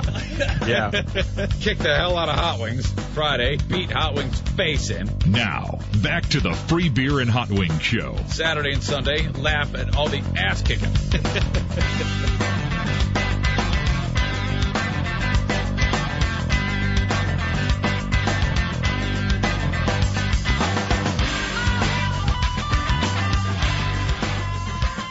It's Tuesday. It is the Free Beer and Hot Wings Show, the best of edition. I'm your host, Kyle, this morning. Get a hold of me anytime you'd like. Kyle at freebeerandhotwings.com. A lot to get to on the show today. Be filling in for him. I believe Steve's in the rest of the week. Yes, he is, because if it's not me, it's going to be Steve. As the guys finish up their second week of vacation here surrounding the holidays, they will be back in studio in full on Monday. Doing something a little different for the best of show today. Every hour going to be one show member centric. As you heard in the intro there, this one's going to be a little Zane centric. I picked 3, and as most longtime listeners know, the variety and selection for Eric Zane segments are wide and are very, very, very plentiful. So I picked 3 kind of at random. This is one right here. This is an old debate that goes back. This is Zane thinking Hot Wings is rude. Very charming. Zane's bulldog, Lucy, keeps falling asleep on the floor right behind my chair. Oh, does and she? her giant, oversized tongue keeps flopping out of her mouth. I know it, Arias. What a weird-looking animal. No, that's the first offensive thing said. That's hurtful. I think you can say that endearing, because I agree that she's weird-looking, but it's a charming weird. She doesn't look weird. She looks silly. She's funny-looking. That's she's goofy-looking. Even less offensive than weird. I think it's the word weird. She's not. She's adorable and cute. Nah, come on now. That's rough. Not sure cute is the word I think she's cute because of personality. Charming, yes. Great dog. Fun. Both of your dogs are great. Fun, definitely fun. You had gone so far. Amusing today, to look at. You had gone so far without being insulting to my dog, and now you did. Well, now when we were describing her earlier, you were polite about it. Now you're rude. I said she looked hilarious. Even that's not rude. She's got the jowls that hang down and the crazy. It looks like it's a different species from every other dog in the world. Mm-hmm. That's still less offensive than weird. The only word you have a problem with is weird? Yeah. She doesn't look weird. She looks... Compared to other dogs, bulldogs look weird. Mm-hmm. I don't know what happened that made you develop this attitude, but it's not an attitude. Yeah, it sounds like you're like it's not an attitude at all. About it. You were polite. It's an opinion and cute about it. Now it just sounded rude. Joe, sounded a little rude. Do you think Zane's bulldog could accurately be described as weird, or is that rude, or is it both? It could be accurately described as weird. Yeah, don't you think bulldogs are kind of weird looking? You don't think that sounds rude? Someone said your dog was weird. No. Weird is Not a positive. if it is. That's a positive word in your ears, then, is what you're Well, saying. it is a weird-looking dog. Yeah, it's just a fact. I don't mean it to be positive or negative. It's just a weird-looking dog. Right. Dude. It's an opinion that I like the dog. The dog is charming and fun. Yeah, what if you saw a person that looked like that? What would you say? That person looks weird. Compared to every other person in the world, it would be a weird-looking person, wouldn't it? So you're telling me if there was a really nice, polite guy in here and we hit it off really good with him, and then if I just said, he looks weird, that wouldn't be a rude thing to say? That wouldn't be. Well, if you said it to his face. It would be to his face, but your dog doesn't understand English, Okay, so let's it's say he cool. left the room and I said, he's weird. Would that be a weird statement or a rude statement? Yes, and you do it all the time. Now let's assume for a second that Exactly. I'm just saying he made a rude statement. That's all I'm saying. Well, what you said was different. rude. It's a person, though. Yeah, the dog doesn't understand English, and it doesn't have person feelings, so it's a little different. I'm just telling but you. let's just now you have to answer to my wife because I guarantee you she heard that. Let's She's just gonna say be pissed off. Let's just say that Carrot Top was in here, and he's the most delightful man in the world. I've never met him. I don't know, but let's just say he couldn't be a nicer human being. Would you still think his face is weird looking?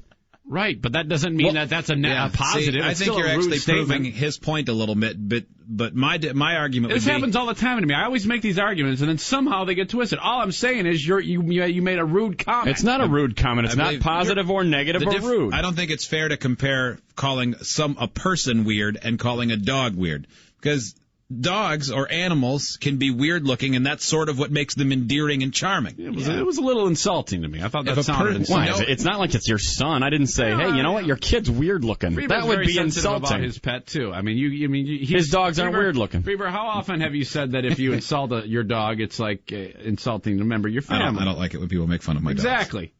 So. But I don't think Hot Wings was making fun of your dog. I wasn't making fun of your dog. I just said your dog's weird looking. I know you weren't making fun of her. You just made a rude statement. You're just a little rude. Yeah, That's exactly. all right. Plus, okay. as I said, Freebeer's dogs aren't weird looking. If you want to be rude, that's fine. If they were weird looking, I'd say they were weird looking. Okay, so you rest then that you made a rude statement. No, I don't. It was not a rude statement. It was simply a comment. Okay, I'll take it as rude and offensive. Well, you go right ahead. Because you're a rude statement. You're absurd. That's what you are. Your dog is weird looking. So Joe is again. You keep saying rude statements. How did you describe your dog's appearance again? Cute, adorable, nice, sweet, lovely. What about when you had a lot of those are true, but when you said it had weird teeth that were scattered all over the place? Well, her teeth are geometrically the way they line up in her mouth they're all scattered everywhere. Well, geometrically the way her nose goes backward on her face and the way her jaw sticks out makes her weird looking too, along with her teeth. You know. If you want to continue to make insulting comments about my dog, go right ahead. You're the one. You're making it worse. You want me? I feel that I might as well just pour gas on it. I'm just trying to prove my point. Why do you want to be hurtful and say hurtful things? I'm just trying to prove because what I said initially wasn't meant to be hurtful in any way. But your dog is, in fact, kind of weird looking. Yeah, and by the way, just because you used a word with more than 2 syllables doesn't make what you said any better about your dog. Geometrically speaking. Yeah. I'm really mad. I'm actually really angry right now. At your dog? No, it's not. It's not your dog's fault. It's weird looking. You're not in the crosshairs, Freebeer. I suggest you stay out of them. Freebeer, Hot Wings on the other hand, and Joe, don't even consider it. There's enough emphasis in this. Yeah, you want to stay out of this one. You just want them to stay out because you know that they feel the same way, and it would be 3-on-1, and that would be unfortunate. This is a lost cause with you. There is no way I'm going to convince you that comment you made was rude, so I will just... It's funny because I was thinking the same thing. I won't even attempt to further this. Try to rationalize it. Yeah. I doubt that no matter how much time is spent that either of you would ever at any moment say, you're right. No. That's accurate. Before we end this segment, we do want to share. I'm so pissed off right now. I so don't care. I know you don't, because you're a heartless a-hole. That's what you are. You're a rude, heartless jerk. Now, it would be different if I said, dude, your dog is frickin' weird looking. Like, that would be rude. Yeah. But just going, your dog is weird looking, that's not rude. It's totally tone of voice. Keep and saying intention. the same thing, and believe me, I won't change my mind. I mean, I'll absolutely just change my mind. Well, you keep saying the same thing. I think it's that you seem to be so affected by it, because if you think back to when the first time you saw my dog, Alice, and you came on the air the next day and said, Hot Wings, have you ever seen Freebear's dog? And he said, yes. And you said, why did God make it out of leftover dog parts so it has weird colored legs and everything else? That's a rude comment. That's absolutely a rude comment. Right, but it was funny, and it's true. My dog her legs are brown, and she's got, border collie face and black lab body. Mm-hmm. When you see her as a whole, she looks normal, but when the legs are stretched out, you're like, man, your legs are weird. Yeah. I would have been mad if someone said that about my dog. Before we end this segment, we have to share with you a video. Yeah. It's a very short video, and you're going to hear the audio, and the audio is pretty good, but you'll need to see it at freebeerandhotwings.com. It's this dolt who's in a garage where they decided to put their pool table, along with everything else from their house, apparently. And I would say the kid is late teens, maybe mid-teens, decides to throw on some rollerblades, and he's not very comfortable on them, so he skates awkwardly around the pool table towards the open garage door, the overhead door, and then he starts to lose his balance and reaches up and grabs the garage door thinking it will support his weight. It's a manual, so there's nothing holding it. Right. Let me tell you in my car.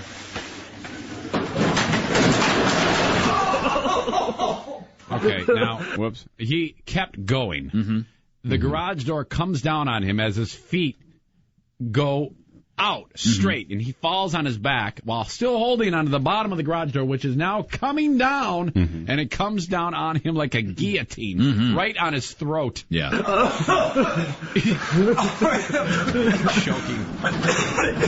It almost killed him. Are you all right? Yeah, I didn't think that was going to happen. Really? Slow motion. He gets so crushed. Oh, it's a pretty good impact because those doors. I mean, they have the springs and stuff, but well, I mean, it's a bummer to fall on your back on concrete to begin with, let alone have a garage door then slam down on top of you. That is one of those videos that when you see it, you'll laugh out loud. And also the other one, Joe, I don't know if the audio is very good, but we need to post it on the website. You may have already done so. Is that one with the 2-liter bottle of Coke? Oh, that's up. Yeah. We need to try that. That needs to be an experiment. I'll do that. What it is a guy who has a full 2-liter, not opened, standing on a tennis court. Mm-hmm. He's holding the bottle upside down so the cap is pointed downward. Mm-hmm. And it looks like just from the fizz before he does it that he must have been shaking it pretty vigorously for a while. And so he holds it over his head and he slams it down on the ground. Now what he was expecting was the initial smacking on the ground was going to break the plastic cap. Mm-hmm. But it didn't. Instead, it bounced and did a bunch of flips and amazingly landed with the cap side down again. Mm-hmm. And the cap again hit the ground. And that's amazingly the one that did it, that busted the cap. Maybe the first one just cracked it. And the second time, it did break. And the Coke shot out of there at such an incredible high-pressure rate that it made the bottle a missile. And it almost killed this kid. It went screaming at the kid. You're right. We do have to try that deal. Make sure we're in a crowded area, too. Yeah, that would be good. There's part of me that believes you could try that 100 times before it would... Well, obviously, you'd try it a lot of times before it would shoot back at the person who threw the bottle. But before it would shoot even like work. that... Yeah, it seems like that had to be a 1 in a million thing to get the cap to break perfectly. Because if the cap breaks just a little bit... Yes, it's going to propel out of there, but it's going to be such a small opening it wouldn't move the bottle. Maybe that's what helps it when it's a smaller opening because of the amount. That could be. Yeah, probably. If that works, I'm buying 3,000 cases of any beverage and doing that for the rest of my life. I'm going to be fascinated every by day. It. I agree. Nothing different. When I was an intern on the show, that kind of came to a head there with people thinking Hot Wings was being rude because he wouldn't introduce himself, wouldn't say hi, and he always had a reason for why he wasn't. So you can see why that theory still kind of holds a little salt today there with Hot Wings being kind of ignoring to guests and being a bit rude, I guess you can say. Coming up in the next segment, I played this next one because Zane's on vacation currently, so it allows all to think of what he could possibly be doing. We'll get to that after the break. It is the Free Beer and Hot Wings Show.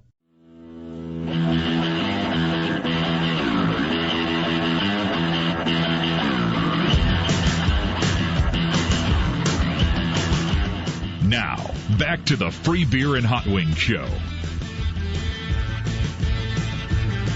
Well, I mentioned a couple times this morning, and I think obviously most people know because I am not Free Beer, Hot Wings, or Zane or Joe, that the guys are on vacation, obviously, and it reminded me, well, Zane's wife had some issues with him. This was a few years ago on vacation. Now, this is Zane's story of something his wife found out on vacation a few years ago. Zane mentioned early this morning that he had a story. He would provide no details. I can see why, because the story was really one sentence long. It's going to be an old-fashioned father-son beat-off. Well, I wasn't quite like that. It was a father beat-off. Mm-hmm. My wife busted me. Got caught. Right after completion. Oh, yeah. Timing was impeccable. And awkward. Let's get it from her angle. Her side of the story. Hello, Diana. Hello? Hold on. That's not Diana. You're on the harmonizer. Oh. Hold on a second. That's the problem. Honey, hold on. You sound like a man. I actually thought it was just, I'm like, why is that listener on that line? That's a hotline. Good morning. Hello? How are you? Good, and you? I'm fine. Good. See anything good on vacation? Hold on. You know what? Hold on a second. I'll handle this part. How are you? Good. Okay, what's going on today so far? Exercising. Oh, that's right. Hey, we were talking about the vacation and how much fun we had and how much fun I had. I think you had more fun than I did. I did. Probably more fun than everyone. I did. And you were in the bathroom taking a shower. Uh-huh. I kept out the part about Madison was in the shower. Yeah, Maddie was there too. Oh, no. Well, what the hell? It's not like people don't ever have sex with the kids in the other room. That's true. And so that was a perfect opportunity to rope one off. But why did you get out of the shower? That's what I want to know. I had to get Maddie a towel. Why did you rip open the door? I don't know. I was trying to look to see if you were awake or up. Did he was up. Did you suspect I was doing that? Right. Did you suspect I was doing that? No, I didn't. Okay, actually. Okay. And then what did your eyes see from your end? Didn't she even say that? Let's see, covers up to your neck when it's 95 degrees. Uh-huh. Was there a slight fidgeting in the groinal region? Rapid movement under the blanket, like there's a rabbit up there. Down. Okay. And then you stormed in. So I figured there was not a rabbit under your covers, unless you were a magician. I remember you asked me a question. Uh-huh. What did you ask me? What are you doing? What did I say? What do you think I'm doing? Exactly.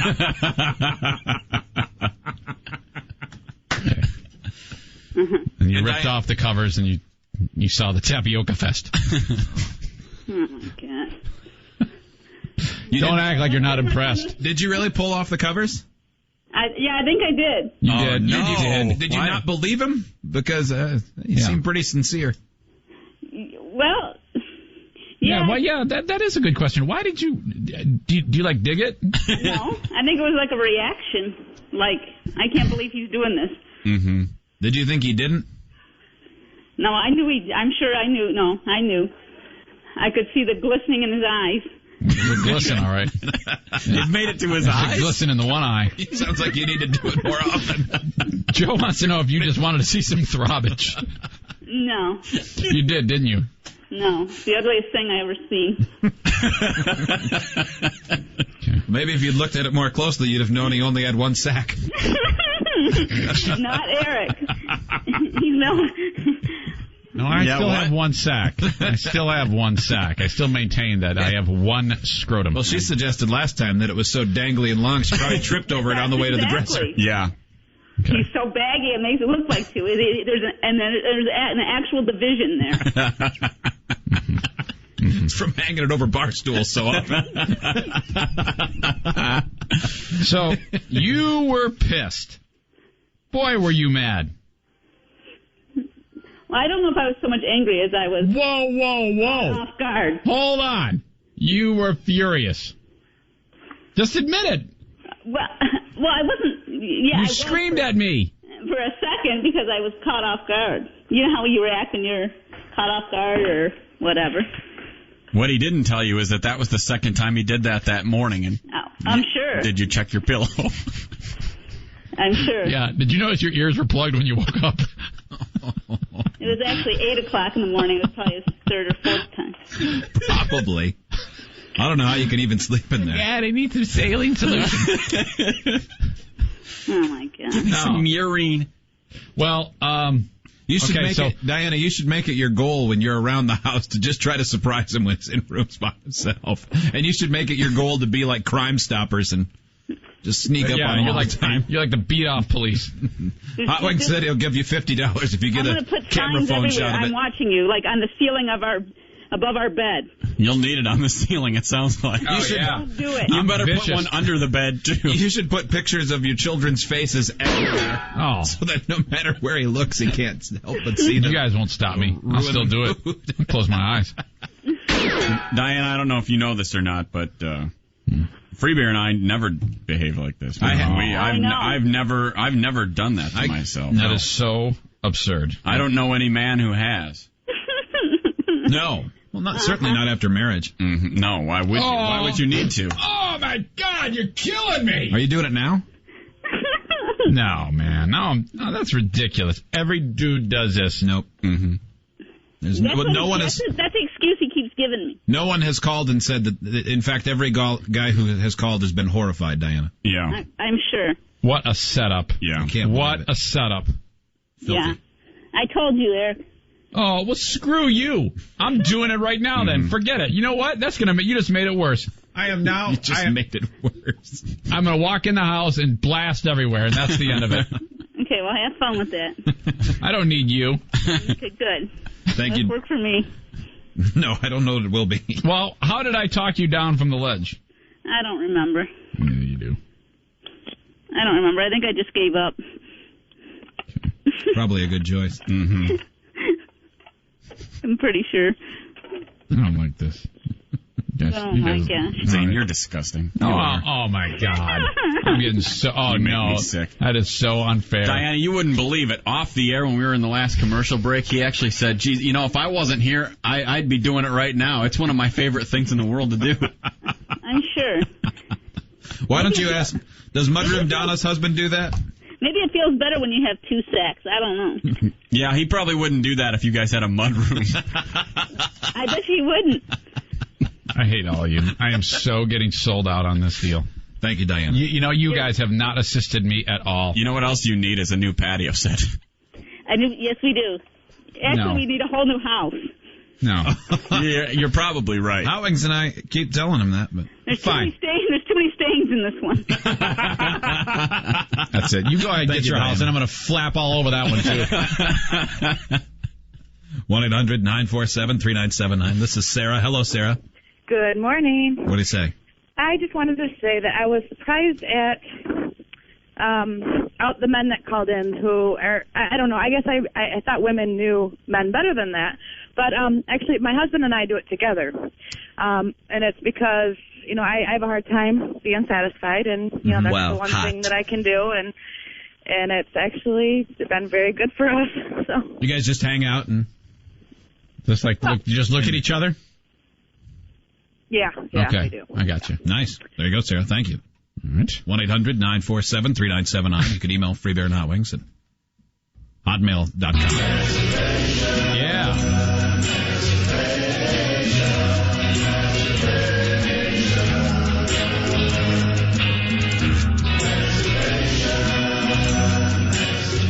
This song gets stuck in my head, and I find myself humming it later when I walk the dogs or go to the grocery store, and that's very bad timing.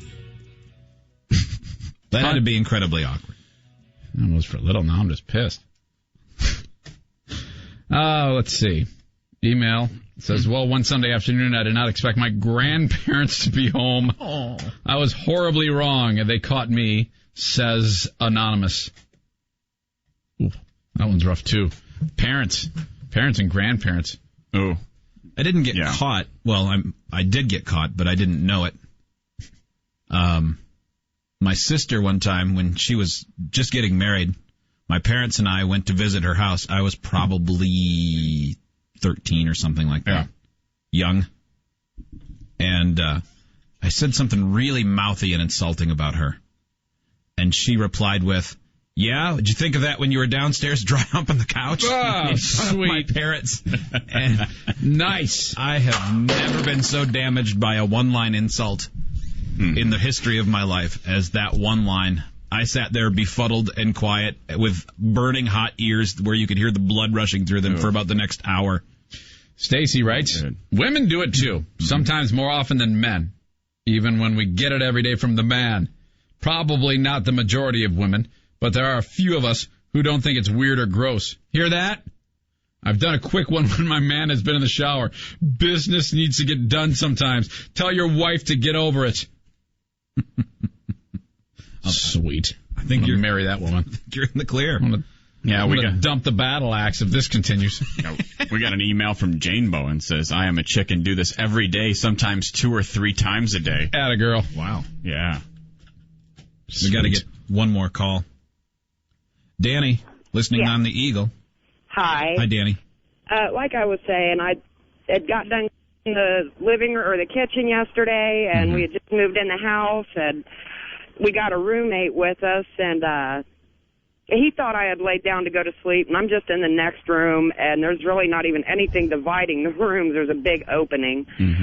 And I heard the DVD player open and close. Well, first he went up the stairs real quietly, which kind of drew a little bit of suspicion to me. And this is who again? This is like a roommate? Our roommate, mine and my husband's roommate. And it's a I dude. understand the guy hasn't had any female in 4 years, but still, do it in the bathroom or something. Yeah, don't just so like this was yesterday. It's like a common room. This caught was your yesterday. roommate. Oh, boy. Yeah, and he popped in a movie, and he didn't have the volume down all the way, and the next noise I heard was just gross. It was, yeah. He was doing that. That's terrible. You got to evict him. Thank you, Danny. Thanks. You know, that's a segment right there that I can't really add anything to it. I can't make it funnier. It's best to just laugh along after listening to it again and enjoying it and allowing it to be what it is there, because I'm not going to improve on it in any way. Coming up in the next segment, it's a beat down on Zane and his scooter purchase, which still holds true to this day. We'll get to that after the break. It is the Free Beer and Hot Wings Show.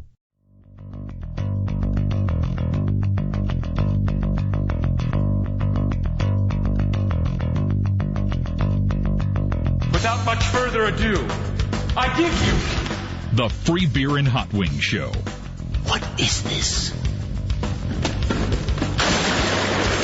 A center for ants? What?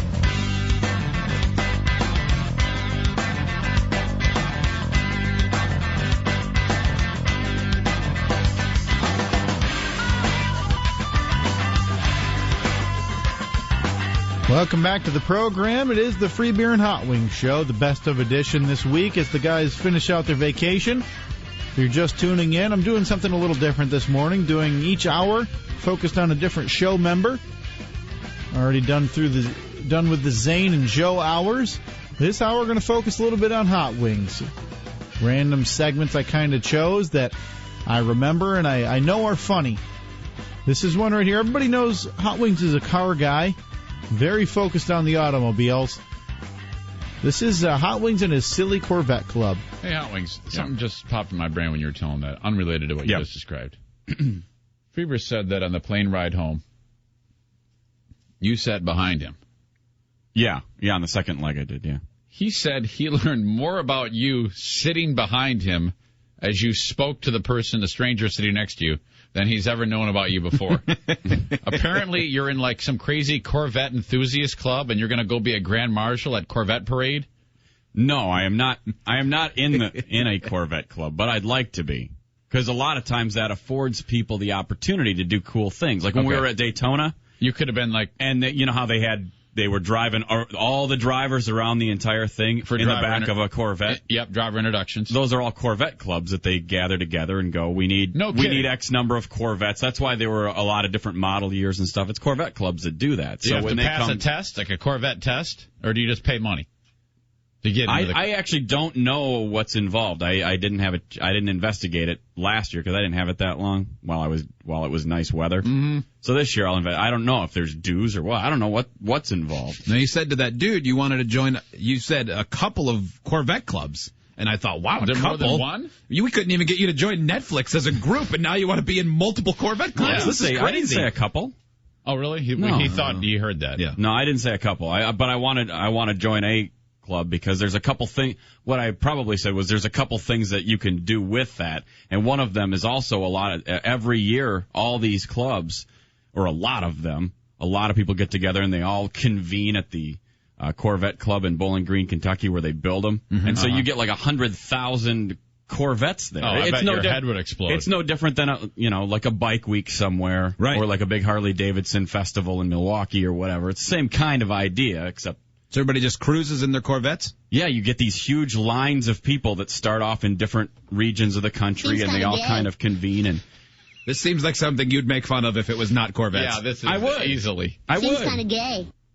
But anything automotive or motorcycle related, I'm cool with. Good idea. Because that's what I think is cool. I like things that have engines. Understood. We have known this. I mean, your passion for American muscle forever. Remember that time at the auto show that you went there with Joe? And hey, Joe, take my picture next to this car. Well, at the Daytona 500, Hot Wings would have run over his mother to get to the Camaro that was the pace car. Oh, you better believe and it was awesome. And it was funny because Hot Wings is next to the car, and Joe got his picture taken with it too, but Hot Wings got his picture taken with it, and then he comes rushing over and goes, "You want me to get yours?" I go, "No." I think it's cool. I want to buy one. I think those are great cars. Yeah, I like those pretty awesome, Camaros. man. And things go right. Maybe. Yeah. But, yeah, you were all about it. Yeah, Big time. anything with a big motor, man. Mm-hmm. So when you go to Corvette High School or whatever it is, there it is. Now it's on. Like, what would you do? I mean, I get you're going to get there and you're going to see all these Corvettes, and I probably just don't understand. But after about 5 minutes of going, wow, there are a lot of Corvettes. Cool. I want to be somewhere else now. I want to go get some V. That's how it would be for me. Well, I don't know that it's.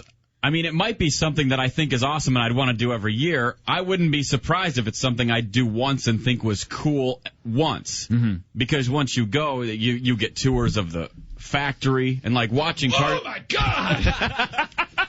Well, I know, just like on Modern Marvels? I know a lot of people don't think that's cool, but having grown up in a auto family, watching cars being built is cool to me. I like walking the assembly line and seeing all the pieces, and because it's so complex. Wow, watching cool story, horrible car bitch. being built, and then the museum there would be cool to go through.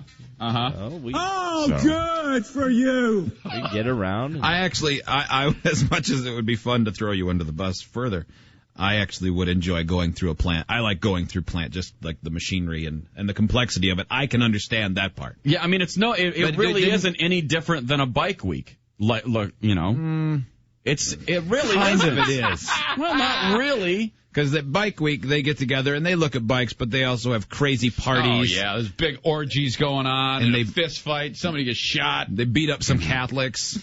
I mean, Well, that's true. I don't know that that's any credence, but that's true. I don't know what kind of parties are involved in the big national Corvette gathering. I have no idea. I would guess you're going to be 15 years younger than anyone there, and you're going to have an Angora sweater contest. That's kind of my fear.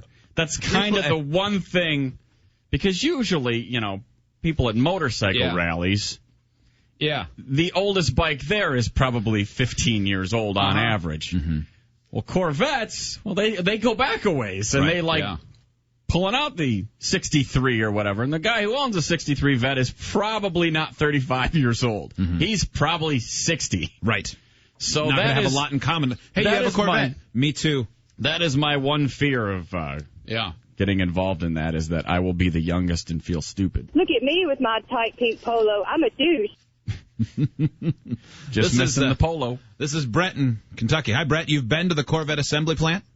Yeah, man. I live about 20 minutes from it. It's pretty neat. I bet it is. See, I think it would be awesome. I worked at an assembly plant one summer, and I thought it was cool. I liked going in there every day. I thought it was cool watching all the little jobs that go on, and it's such an amazing process. I would like to see it once. the Corvette owners, man, they're a whole different breed. Yeah. You know, they, Do they lose their train of thought? yeah, I guess so. Yeah, it happens to I'm me, driving too. Work. I'm sorry, but No, that's okay. you know, in that museum, they just got through adding on a bunch to it, like doubled the size of it. Now, Brett, do the people that, because you said you're about 20 miles from the plant, which means you're not far from where the big convention of Corvette owners is. Do people look forward to that? Do the locals look forward to that, or do they look forward towards it and go, oh, God, all those douchebags with their Corvettes that think they're better than everyone are coming to town? No, man, they love it. You know, it brings a lot of lots of Corvettes to the town and a lot to the economy. You know, so you know, it's if you want to try to go to a restaurant and eat during that time, you can pretty much forget it because it's not happening. Well, Hot Wings, I think you're onto something. Yeah, Thank you, Brett. I think it'd be fun at least Corvette once. school. Try it out. Corvette High School. What a Corvette High School. Get a friend, loser. Well, that's why I'm doing it. That is why you're doing it. I don't have nearly enough 55-year-old friends. Oh, my God. Who the hell cares? But this is kind of good because sometimes you're a little bit old man Hot Wings, and you guys can talk about things you have in common. I might like, fit in. Like your favorite breed of grass and what the kind of mesh they use to hold your hernia in. All sorts of things true. you are into. I mean, there are a lot of things that actually work. I could talk about kidney stones. You go on Corvette Facebook? Hey, man, I've been getting really into planting trees lately. How about you guys? Yeah. Hey, man, I planted 551 trees last year, and it took me 364 days. How many trees did you plant? Just 2? Beat it, pussy. Yeah, I was gonna join the tree planters group as well, like but John Denver Arbor Day. There's only 2 people in America for tomorrow. So yeah, I decided not to do that. Hey, my dad wears black socks and sandals like you guys. I'm into wearing black socks, sandals, short pants, driving my Corvette and planting trees. How about you? I could get into that. I'm going to Bowling Green, bitches. What are you doing? I'm going to Bowling Green. I wonder, can you imagine like the competitions if everyone at this thing is like Hot Wings? They have a drink a glass of water fast contest to see who has the best endurance. See who's in shape. I might win. Yeah, I like my chances there. I can't tell you how many times, both to your face and behind your back, we've marveled at how out of shape you were. Yeah. Well, we told you before that we had talked about it. Oh, hell yeah. I mean, I'm well aware. I mean, we've been trying to think of like the Hot Wings Olympics with menial tasks you could perform to see if your heart rate will go over 1,000. Right. Mm-hmm. And if anyone wants to know what we're talking about, you just go to the FreeBurnHotWings.com site, and on the homepage there's the Monster Chug contest when we chugged Monster Java. And Hot Wings did it in a fast time and was ruined. And you chugged it way faster than I did. Exhausted. I chugged it fast, but man, it really winded me. Yeah, having my breath held for 15 whole seconds. He was gone. It wrecked me. Kind of reminds me of the Jeep Wave Club. Seems just as stupid to me, but hey, I'm not really a car guy, admittedly. So maybe I'm sure it makes sense, obviously, to a lot of people. Just to me, it just seems like a fort you build as a kid and say no girls allowed or something ridiculous like that. Coming up in the next segment, it's a rehash from this past year of Hot Wings versus the world regarding robots. You have to, if you haven't heard the initial debate, this one is just as good from this past year. We'll get to that next. We'll take a break. It is the Free Beer and Hot Wings Show.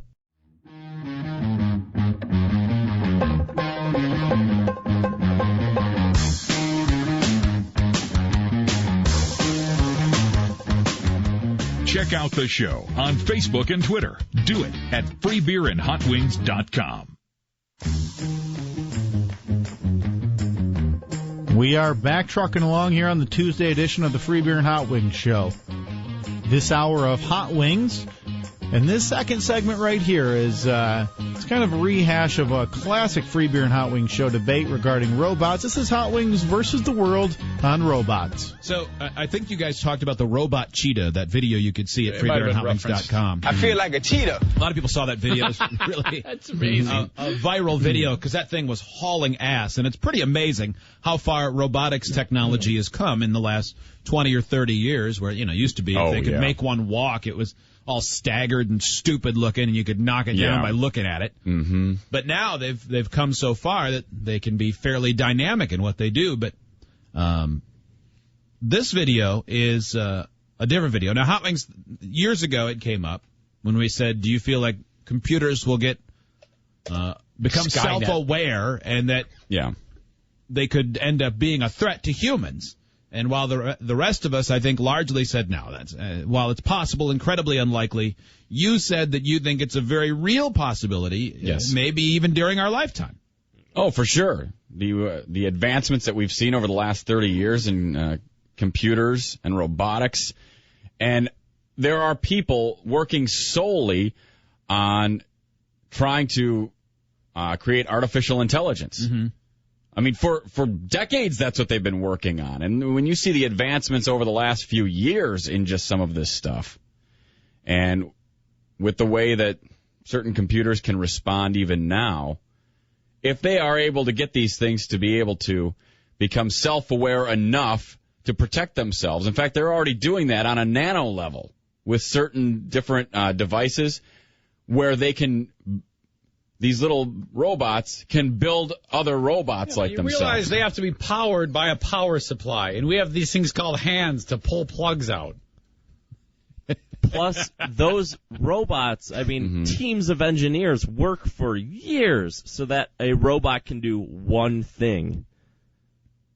Yeah, but they have the intelligence now where they are able to figure out their own calculations and do different things. And if you program a computer to protect itself in whatever environment it's in, you know, when you look at military operations and things like that, and a robot is able to sense whatever danger it might be in, at that point, if it's self-aware enough to protect itself or multiply itself out in the field, then it could do the same thing, and that's when I think you could have the potential to run into some problems. Okay? Shut the up! So you laugh and mock now. I do, and I'll laugh and mock for the rest of my life when nothing ever happens.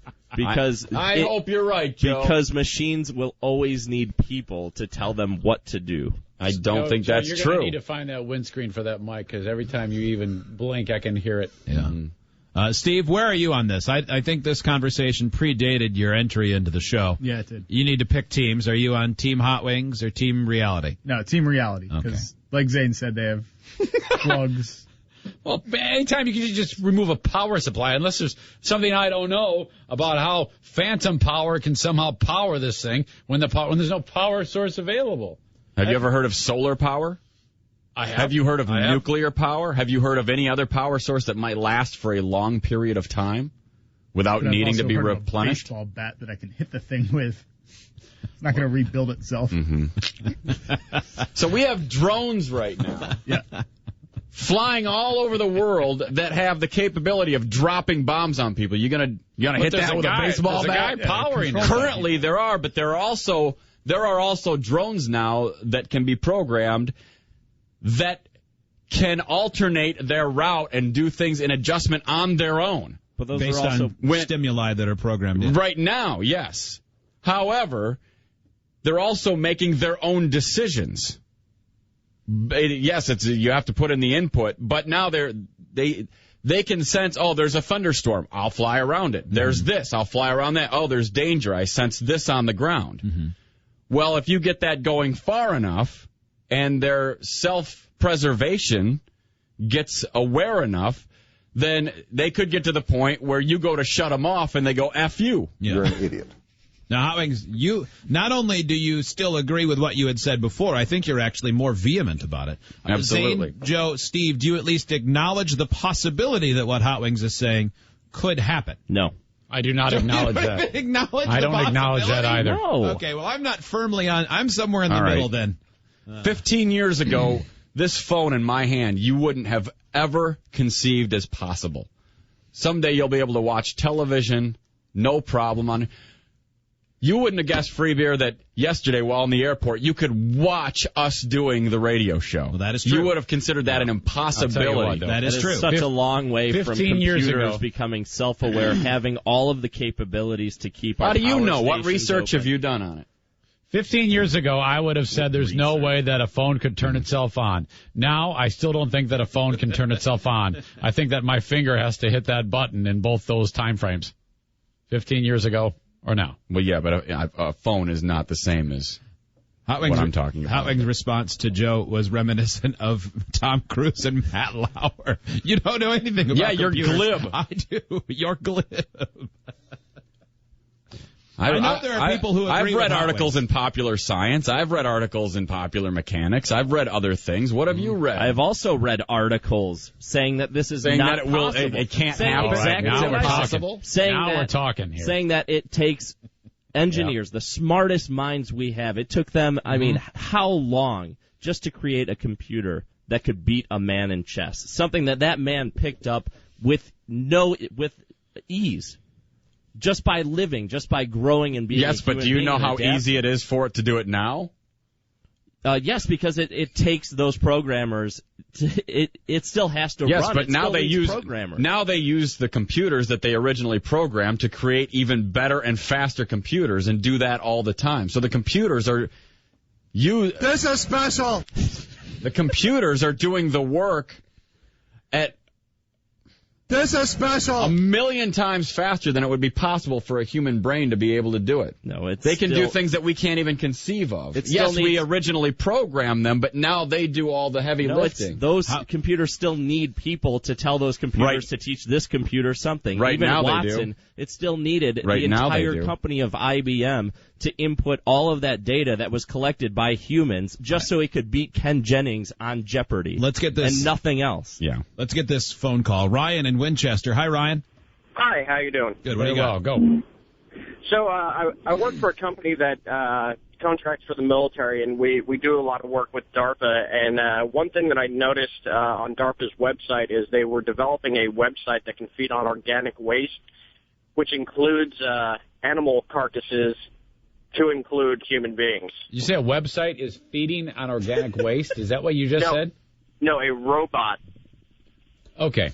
Your robot is feeding on the organic waste and using the byproducts to power it? Is that what you're telling me? Yes. Now, I'm sure that what I'm thinking is oversimplified because I am not smart, but in my mind, Rosie from the Jetsons is picking up dead squirrels and shoving it in her mouth. Like, and I know that's not what you're suggesting. It's pretty close to that. If you can go online and look it up, I believe it's still on DARPA's website. It's basically a tracked vehicle with a chainsaw and a bioreactor that it can cut organic material apart. So basically, when material's decomposing, it's taking the whatever the stink or the fumes off of it to power it. Is that what you're telling me, or it's actually processing like proteins? I'm not sure of the mechanism it uses. It's just referred to as a bioreactor. Okay. Thank you, Ryan. We actually got a couple of emails about that, too, so I don't. At the very least, he's but it's seeing still something other people are seeing. I don't know, man. How about this email?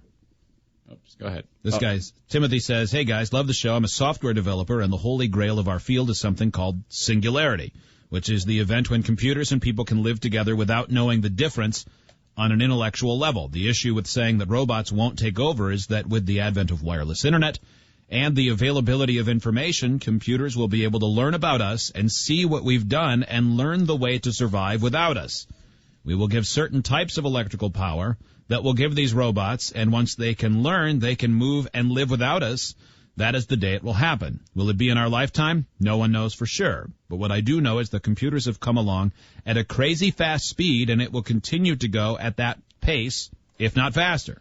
Once we give something like the cheetah robot a brain, which isn't a crazy idea, we're in some level of trouble. Now, you might be thinking, well, you could just go off a path, because that cheetah in that video, I feel like a cheetah. I think it's running on a treadmill, if I remember right. The one is. Yeah. Well, the new video that's up at freebeerandhotwings.com, Hot Wings, for your belief, even I watched this when I went, whoa, that's pretty wild. This seems like something out of a movie. It's a computer and robotics company, Boston Dynamic, I think. Yeah, they do a lot of this stuff. I think they may have done the cheetah as well. Yeah, I think pretty much any type of robotic thing that you see is Boston Dynamics. A few months ago, they had one where it was they had created this crazy robot that could jump, I think 3 stories or something. They showed it actually bounce up onto the roof of a building. That's pretty awesome. Holy cow! How did they do that? Well, this is pretty amazing. The setting is out in the woods. It almost looks like the body of like a big animal, like a deer, or maybe even a bison, like we talked about earlier. No head, and it's a robot. 4 legs, it stands up. What we don't see is the man with the remote control powering it. Yeah, right now. Yeah, he's this got, thing. It trucks up this hill over very rocky terrain, and it's stuff that normally you'd say, well, a robot can't do that. How would you hear that motor? It's powered by gas. As soon as that runs out, this thing stops. Mm-hmm. Today. But it is making enough calculations and everything that it is having no problem going over terrain. That's pretty cool. Oh, it's definitely cool. Can you imagine being like camping, seeing this thing come out of the woods? See that thing plow through the bush? Oh, my God. It'd be terrifying. I want to ride it. Right there, it's following someone. It's programmed to follow them. Okay, it's walking over these gigantic rocks. It's just a badass. They should have a fleet of them, and you can just take them on little tours through Yosemite on your robot steed. That would be pretty cool. Oh, he's trotting. He's actually trotting. It looks like it's floating. I kind of wish they'd at least put a head on it. Because it looks like the body and legs look enough like a real animal. Or mount a gun. But without having a head on it, it looks weird. Yeah, then suddenly it's like some weird character in RoboCop. Some insurgent in Iraq, and you see a rhino gun come at you. Yeah, the head of the quote-unquote horse is just a howitzer. It's a Gatling gun. Clinton joins us from Tennessee. Hi, Clinton. Hey, what's up, guys? I'm a COSNT certified computer operator, and I was just going back to, I believe it was Hot Wings. No, what Joe was saying, that they're using computers to make newer, smarter computers, which is just a little bit wrong. Okay. That was Hot Wings. Okay, that was me, Hot Wings. He doesn't know anything. He just blurts. But go ahead. How was that wrong? Sorry about that, as my fiance was talking to my ear during the show. No, that's okay. That's okay. You go ahead. I actually just wanted to clarify that it was me. All right. Well, throughout my 2-year course and everything like that, gaining the certifications that I have, we learned a lot about what it takes to program a computer and everything else like that. And one of the main things that my instructor told us time and again, that a computer is only as smart as the operator. Ah, is that right? Well, Howing seemed to know a lot when he was telling us in that forthright tone of voice that computers are making computers these days. Is that the whole garbage in, garbage out theory? Right. Well, I mean, they're using the technology that's existing basically to base new designs off of the old ones, not letting computers make themselves. No, that was his science fiction speak. He doesn't know what he's talking about. Yeah. Well, I didn't mean to suggest that computers were actually manufacturing computers. Yeah. Steve? Yeah, but Clinton, Hot Wings read an article in Popular Mechanics. Yeah, he reads things. Remember that. All right, let's try another one. This is Alston in Nashville. Okay, so the method I was wrong on. Yeah. Okay. Mm-hmm. Hello, Alston. Hello. Hello. Go ahead, Alston. Well, I am calling in. I am a computer engineer that went to Vanderbilt. I'm now a computer researcher, mobile security researcher. All right. Okay, and, so you want to help eventually bring down America by creating smart robots. Well, yes, exactly. That's exactly my plan. Okay. But I would like to point out that, do you know what an artificial neural net is? I've heard of it. I don't think I could describe it accurately. Well, basically, it's a computer program whose smallest part emulates a actual extant neuron. So it's based on a biological neuron. But the thing is, these are non-deterministic computer systems, or computer systems that we originally set up, but can evolve in ways that we can either A, not predict, or cannot anticipate. Now, there's an example of us creating one back in the 90s, which was a backgammon robot, basically. But when it was created, it had no idea how to play backgammon whatsoever, and it basically just made random movements. Okay. Right. Now, they would set this program up to play itself, to just thrash about in a random manner, and they ran it at a very accelerated pace, and it just learned to play itself by experiencing random fluctuations in playing itself, and it eventually became the best backgammon player in the world, with no human interaction whatsoever. Now, yeah, but it had to be told to play backgammon with itself. That's like no. All that was. What do you mean? Just turned it on and said, "Let's play backgammon." No, he said all it was taught was the rules. Right. That's what I was taught. I just hang on. Now let me explain. This has a point.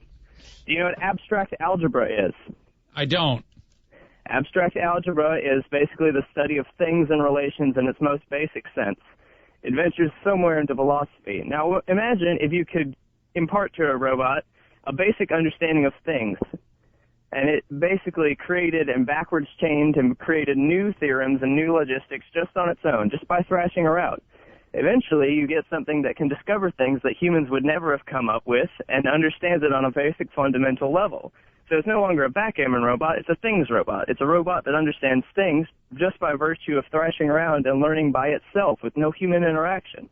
Well, has that happened? Does that I'm exist? illustrating it for you. Oh, you're just saying you're giving a theory. I know a lot more about what I'm talking about than any of you. I don't doubt you. I don't doubt that. Yeah. I don't doubt that.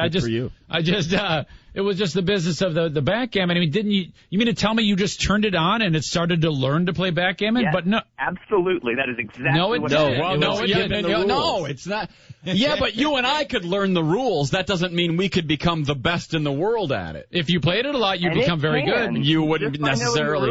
Okay, but we would pick the game up naturally without a billion engineers. But we wouldn't be able to play the game. My point is we wouldn't be able to play it. Let the nerd talk. We wouldn't be able to play it fast, and they can play it at a sequence that we could never hope to achieve as humans. Yes, a computer was taught to do that one single thing. No, it's like Whopper in war games.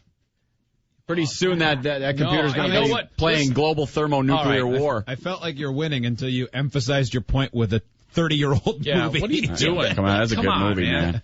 All right, listen, Brain. I agree with everything except for the fact that you had to teach that computer. You had to put inputs into it to get it to start to think like that. You even said that yourself. And then you said you didn't. But once it goes down that road, his point is, yes, initially somebody had to program it, but then down the road it was learning on its own. Well, let me it was just tell doing you its own thing. So if you continue to do that. Joe's a robot. I just taught him how to play. Yes, currently we do need to input things into the computer. You're right. Okay. You're absolutely right. Okay.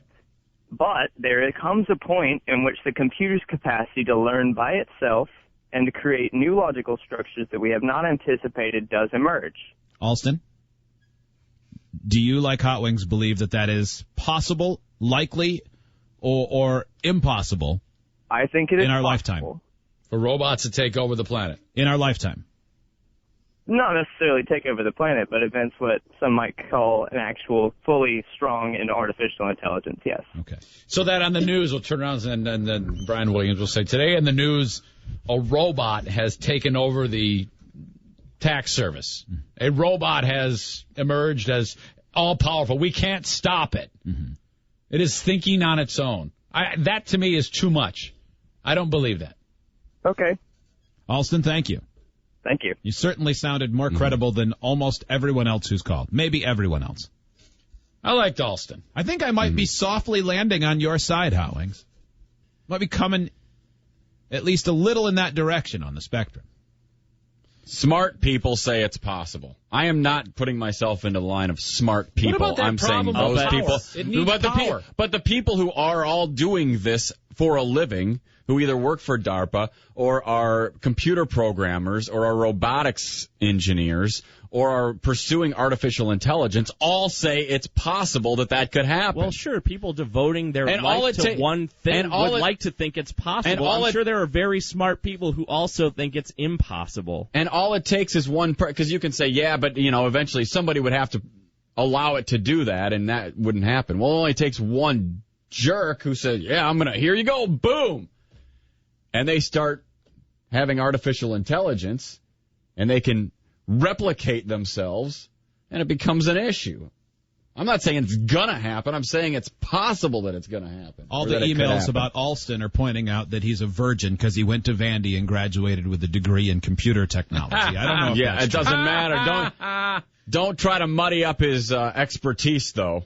He might be a dork, and he might be sexless, but that guy sounded like he knew what the hell he was talking about. Have sex with his robot. Right. His sex life is irrelevant to his intelligence. Brings back nothing but old memories of the initial debate that took place years ago, the famous robot debate. That's what I love about Hot Wings. He stands by his guns no matter how many people are laughing in his face for it.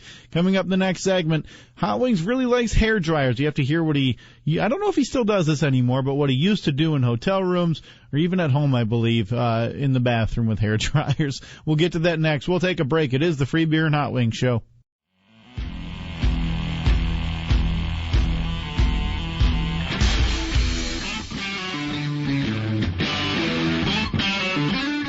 The names are stupid. They know it, and so do you. Now, back to the Free Beer and Hot Wings Show. As this hour of Hot Wings concludes, this is a segment from some years ago with a revelation by Hot Wings about something he used to really enjoy doing, especially in hotel rooms with hair dryers. One of my favorites from when we were in Nashville and Hot Wings was in the bathroom for how long, Joe? Like 40 minutes. And getting ready in the morning. Yeah. Yeah. Okay. And Joe says, yeah, the hair dryer was on the whole time. And we said, Hot Wings, why was the hair dryer on the whole time? And your very simple answer, I like the warmth. Hard to argue with your logic. I know, but you can't say it like everybody does it, like it's so nonchalant. You have to say it like, I like the warmth, or that's odd, I know, but I like it warm in there. It just sounds weird when you say it. You know what I mean? Nope. Nope, I don't. Zane, I see what you're saying. I say a matter of fact, because to me, I like the warmth. Well, I know you like. I know warm, nobody else. I mean, I know it. it's odd to everybody else, but I know. But it just like the warmth, like the white noise. What can I say? It drowns out the noises. Great. All alone. Not saying. I don't think Zane's suggesting you should feel badly for it. I think I think if you were to plot out your existence, Hot Wings, you're incredibly even keel through any part. If you were to look at your life in a timeline, it would just be this even keel, emotional and intellectual stability, I think. But with these tiny hiccups that barely show up on the wide view, but when you get in closer to that spectrum, they're gigantic spikes. Nave is another bad point. Anything else in the show, if you look back at things in the show that have happened over... Flying cars. Well, in my opinion... that's not... a lot of people disagree with that because of his... when you explained that truck backing up during that was a big blip. Rhode Island nightclub fires, all sorts of...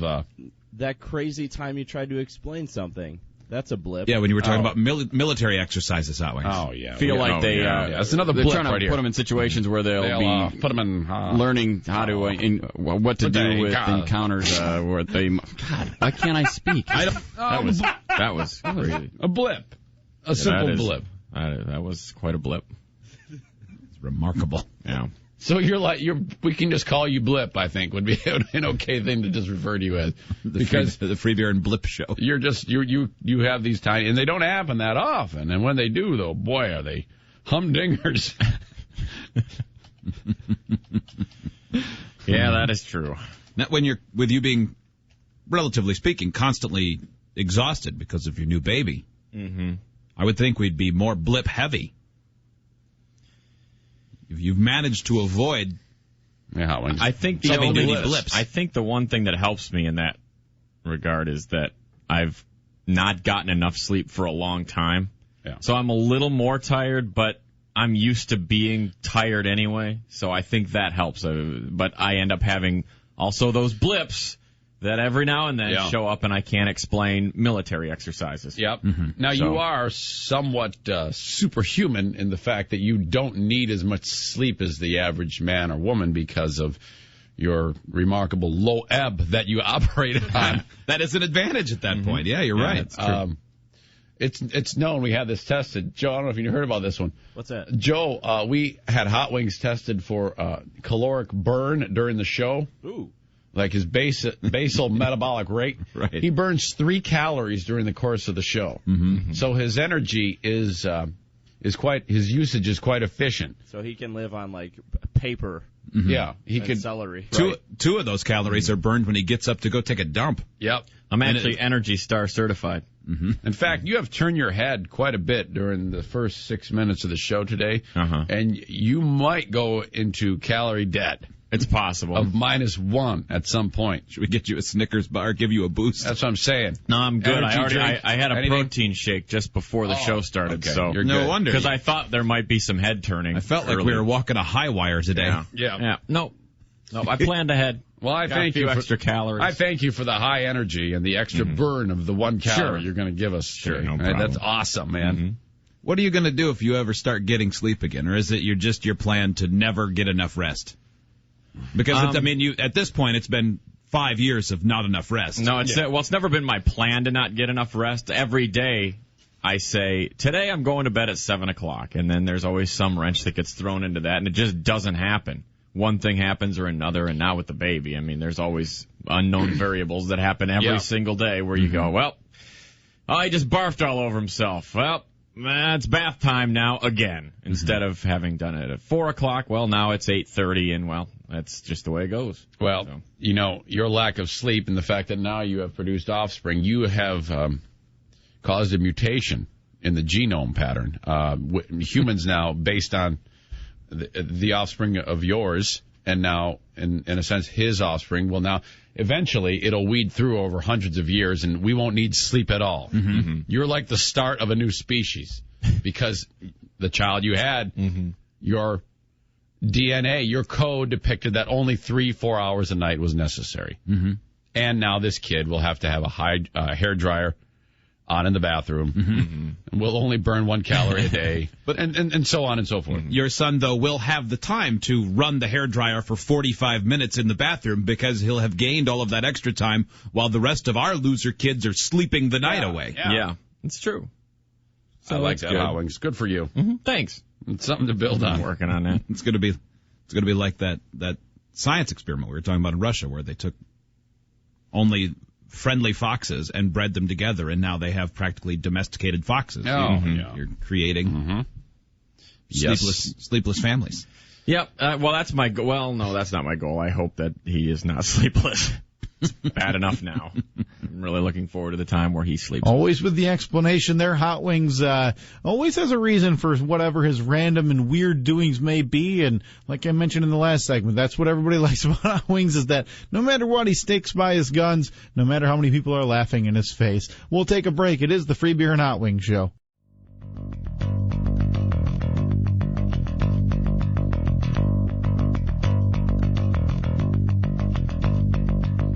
This is the Free Beer and Hot Wings Show. Remember the time when we were actually letting your Rolodex take a walk, and most of the numbers didn't work, but the one that did was Spock? We love going. We love to make Star Trek people feel bad. So he answers the phone. That was Hello, Leonard Nimoy. Yeah. Hey, it's the Free Beer. Hey! Hey, it's the Free Beer and Hot Wings Show. And he's like, hello. And we go, hey, we're calling to talk to you. And he goes, I'm taking care of a sick friend. And we're like, what? No, let him go. Now is not a good time. They're going to die. No, it's fine. Yeah, but what about the Bilbo Baggins You ever song? put the ears in your butt?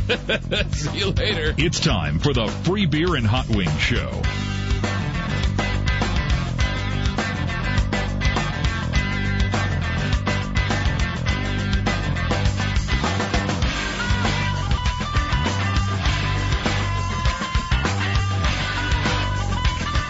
Welcome back. Final hour of the program this morning on the Free Beer and Hot Wings Show. Happy New Year to everybody. If you're just waking up, happy 2013. Hope everybody's night was fun-filled and safe. Let me know if you're still awake. Kyle at freebeerandhotwings.com. If you never went to bed last night after, staying up, celebrating the new year with friends, family, loved ones, whatever it may be, I've been here all morning, so I don't know what that's like. So let me know. Kyle at freebeerandhotwings.com. I've been doing every hour of the show, different show member focus this morning. I'm going to deviate from that right here for a second. This is, I had to fill a request that I got via email for something that a lot of people love. It's old school, but it's the intern rap battle. Yesterday we did the intern rap battle. This was a lot of fun. This was inspired by last week's What Can Joe Do, which was the hobo rap battle. Mm-hmm. And so we did the intern rap battle. And right before the event, once everybody was in here, we put $150 up to the winner and said, do your best. And the rap battle was, in theory, to go like the movie 8 Mile, where it's actually sparring back and forth. But because we didn't have an even number of people, the first round what we did is everybody got to go, and then Hot Wings and I picked the top 4 and put them into a small tournament. Mm-hmm.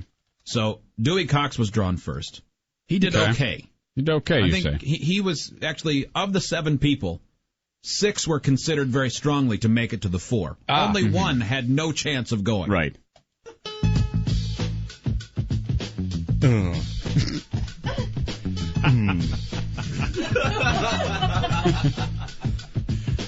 Free beer is here, so is Hot Wings. Dough is here. It's a rough start. Yeah.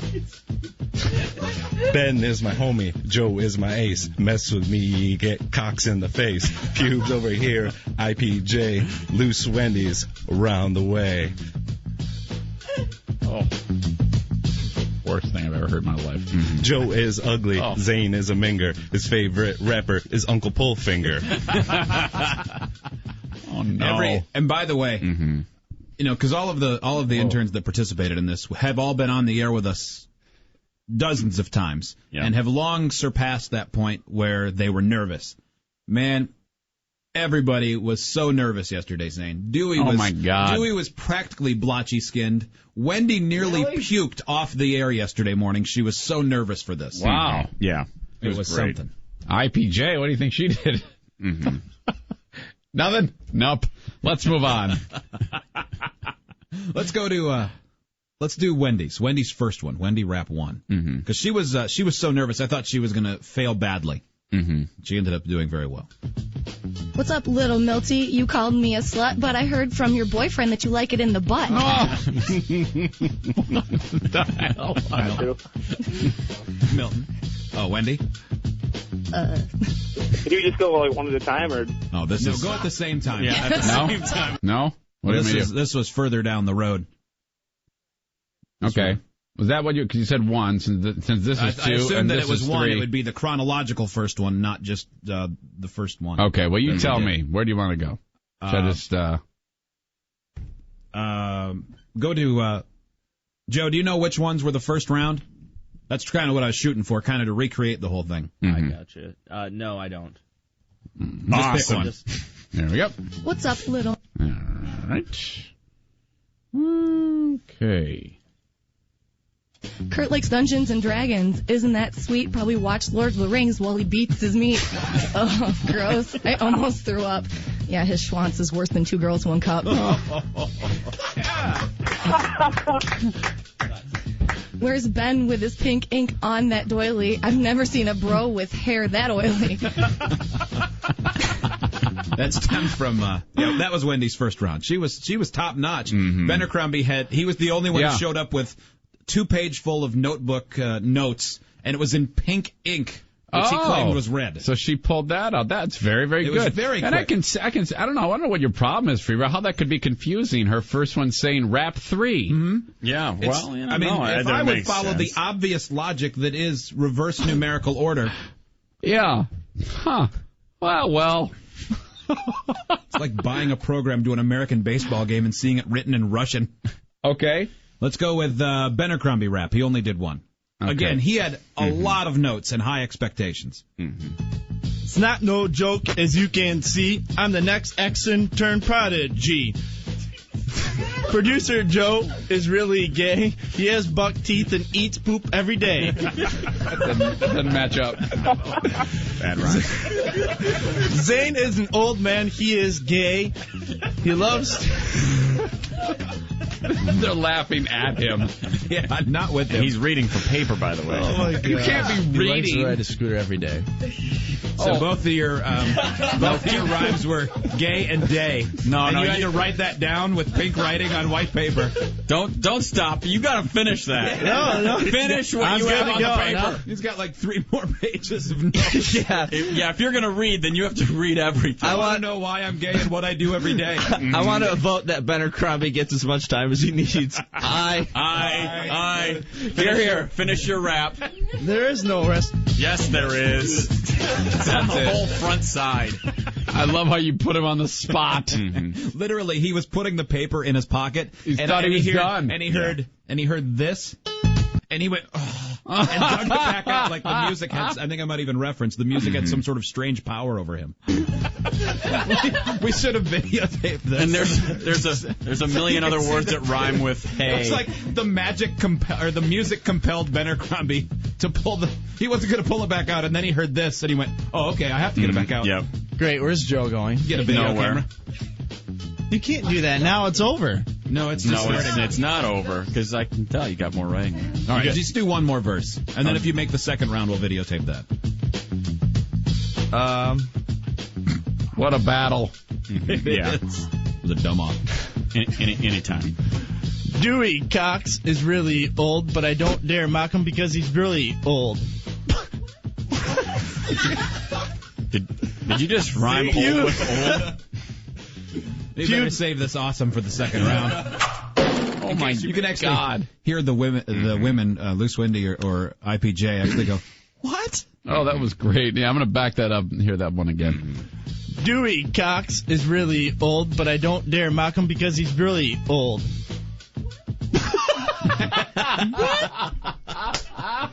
This is the intern rap battle. Now, how do you think Milton would do, Zane? He's over the phone. He's very bright. He is. He did very well. He talks like a gay. Sound like a gay. Mm-hmm. Play Milton 4. Okay, Milton 4. That must mean it's his first one. It is. Okay. Wendy's here. She's got a major tude. She can beat up a guy, but then she'd do the dude. Abercrombie's here. Hey, nice clothes. He loves GameCube, but he can't rap. He's a bro. Oh, no. Struggling. Yeah, because it's just insult after insult. IPJ is here. Her first time he was lost. Hey, go interview Theismann, or hey, date your boss.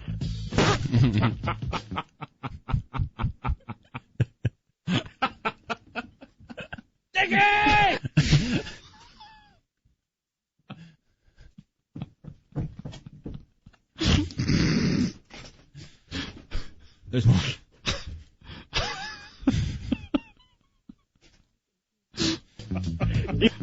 Dewey is 40. His rap wasn't funny. His song choice was awful. Whatever you do, don't make money. Do that one again, because that one's really good. That was about Dewey Cox. Listen to that again. Dewey is 40. His rap wasn't funny. His song choice was awful. Whatever you do, don't make money. That was good in spirit, for sure. Bad meter, the but meter is but good. It is all a good rhyme. Screwy. No tempo. Lastly, Joe, of all four guys, he's the lamest. Just a producer, he shouldn't even be famous. Milton had the best rhymes and the worst execution. Yeah, I know it. He's just saying things while music's playing. That's all. Yeah. It's not rap. It's just talking while music plays. That's all. Okay, let's go with all the best raps end with. That's all. I don't know if Joe 1 or Joe 2. We want the one that was Joe's first round. Because Joe made it to the second round. You want Joe's first round, so that would be labeled Joe Rap 2. Probably. No? Okay. Joe Rap 1. What up, Dewey Cox, you former intern scumbag? I'll toss you out like IPJ's used rag. Oh. Ben Abercrombie calls me gay, but that's whack. His boyfriend tells me that he tastes sack. Wow. What up, Wendy, you stupid slut? I got nothing else. So that is what's up. So what? So what? No. I had something. It's real good. What up, IPJ, you stupid slut? Oh. You already used that one. I think you used that one. Whatever works for you, though. You're good, Joe. And time. You can't call yourself a virgin. What are you doing? Oh, it turned into a roast. We were marveling at Joe. He couldn't start one about a woman without, hey, what up? Insert girl name. You stupid slut. Mm-hmm. Very nice. Oh, boy. There was one more in the first round. That would be Pube Face, newest intern. Newest intern involved in this, anyway. Yeah. I don't know which one of Pube Faces is the first one, but this was one that he intended to do against Zane if he made it to the finals. Okay. And got to take you on. Because originally, if you had been here, it was going to be winner of this gets to take on the boss. Mm-hmm. Okay. Easy rhymes. All right. This is Pube Face. You wanna walk over me, you better build a bigger bridge, 'cause you talk so cheap, you got pennies on your lips. Ayo, easy, stop living in the past. You went from Mr. 10 to Mr. 4.5, and all the king's horses and all the king's men couldn't put Mr. 10 back together again. Very Humpty Dance-like, isn't it? Coming. Come on, Pube. I got that kung fu rap you don't wanna mess with. I beat the drum and keep it coming like Nesquik. Come on, Pube. Go, Pube. But your raps is whack, easy. I ain't lying. You make pull fingers sound like Neil Diamond. And listen to your rap is like reading the same book. So as I walk away, just tell me how my taint looks. Nice. Yeah. Well done. Go, Pube. Mm-hmm. Go, Pube. So at the time, we thought, well, Pube Face must have really worked that one out. But he's not going to have anything left for the second round or the championship. That's what you thought. Wasn't necessarily a fact because... All right. Second round. Even though this says 3, Joe told me this is 2. Yeah, he ended up taking on, because it was Milton, Joe, Pube Face, and Wendy that advanced to the second round. Okay. But after the first round, where people's preparation started to wane, Pube Face was the only one who dominated. So do you want Pube Face here, his second rap? Or do you want... Yeah, let's do that. Okay. Hey, yo, it's Pube Face here, representing Zville. Hey, producer Joe, did you get that shirt from Hauser or Goodwill? See, I don't think that your receding hairline is one reason to jump from the next line to mine, but I'm gonna split you anyway in two, cause I kinda think you're gay, but I sorta like you. See, we used to be friends for your, like, Pube Face. You wrote that stuff down, and I was like, it was in a different place. At least I didn't bring it in like Ben Crombie and try to spit those whack lines like a zombie. Yeah. Pretty good. Yeah, not too bad. Yeah, it's all kind of... And we specifically didn't give them time to work on it beforehand. We said, all right, it's you and you. Go. Take each other on. Yeah. Sweet. So this was his championship against Milton, who really struggled. You want to hear Now, Milton? Bob, Is that what? Is that... Should I use this? Play Milton's. This was his final. Now, effort. bob your head, 'cause you're whack. Now, bob your head, 'cause you're whack. I'm betting Pube Face. He's right about the trip. His face looks like a landing strip. Your mug looks awful, like a crustacean. I can't believe your goal is to work at a radio station. Milton was slightly better at rhyming than everyone else, but the... Yeah, I thought that worked. Peter was a real... I love Milton. Yeah, He's his awesome. timing was a little weird, Right. but There's no place in this world for lispy, wispy gay voice rappers. We all know that. Especially phoned in. Mm-hmm. All right, bust out Pube's championship here. All right, let me give him a big boost here. The fact that he's referred to as Pube. Mm-hmm. Well, yeah, So Pube Face. Yeah, just Pube now. Though I didn't go into work yesterday, I still at about 5 o'clock or 4:30 made it into the gym for a few minutes, and then I got stopped right away by this listener named Dave. He goes, "Man, Pube Face stole it, man!" He did. He really did. Okay, let me see here. We did. This would be his last one. All right, Pube Face. They call me Pube Face because my face hair is pubic. But guess what? You look like you want to chew it. You give me weird looks all the time in the office. You need to stop it. It's freaking me out seriously. But Milton, you sound like Chris Crocker mixed with Paris Hilton. And yeah, you know, you're getting kind of cocky. Gotta take you down. I'll cut the cardboard diamonds off your Burger King crown. So go for it, man. You just need to stop. He's like $150. That's a lot of soda pop. Oh, yeah. I couldn't beat him, man. He's good. Mm-hmm. It was fun.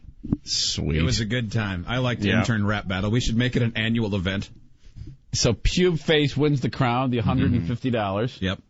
Good for him. Milton finished second. Came down to Milton and Wendy, I think.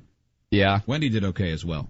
Yeah, right. Ben Crombie was a bummer. What an idiot. Wendy got more and more filthy as it went on. The second time through, we had to dump her twice. Mm-hmm. Oh, that's what. Yeah, I remember somebody mentioning that to me. You had to dump her, actually edit her out. Mm-hmm. You know, I just thank goodness for not being an intern during that period. I think I would have definitely frozen under the pressure there. Unbelievable. I have much respect to the interns who showed up and pulled that off live.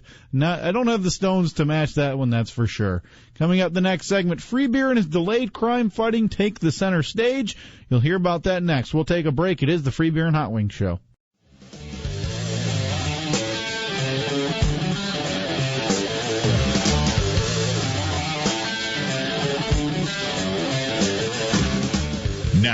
back to the Free Beer and Hot Wings Show.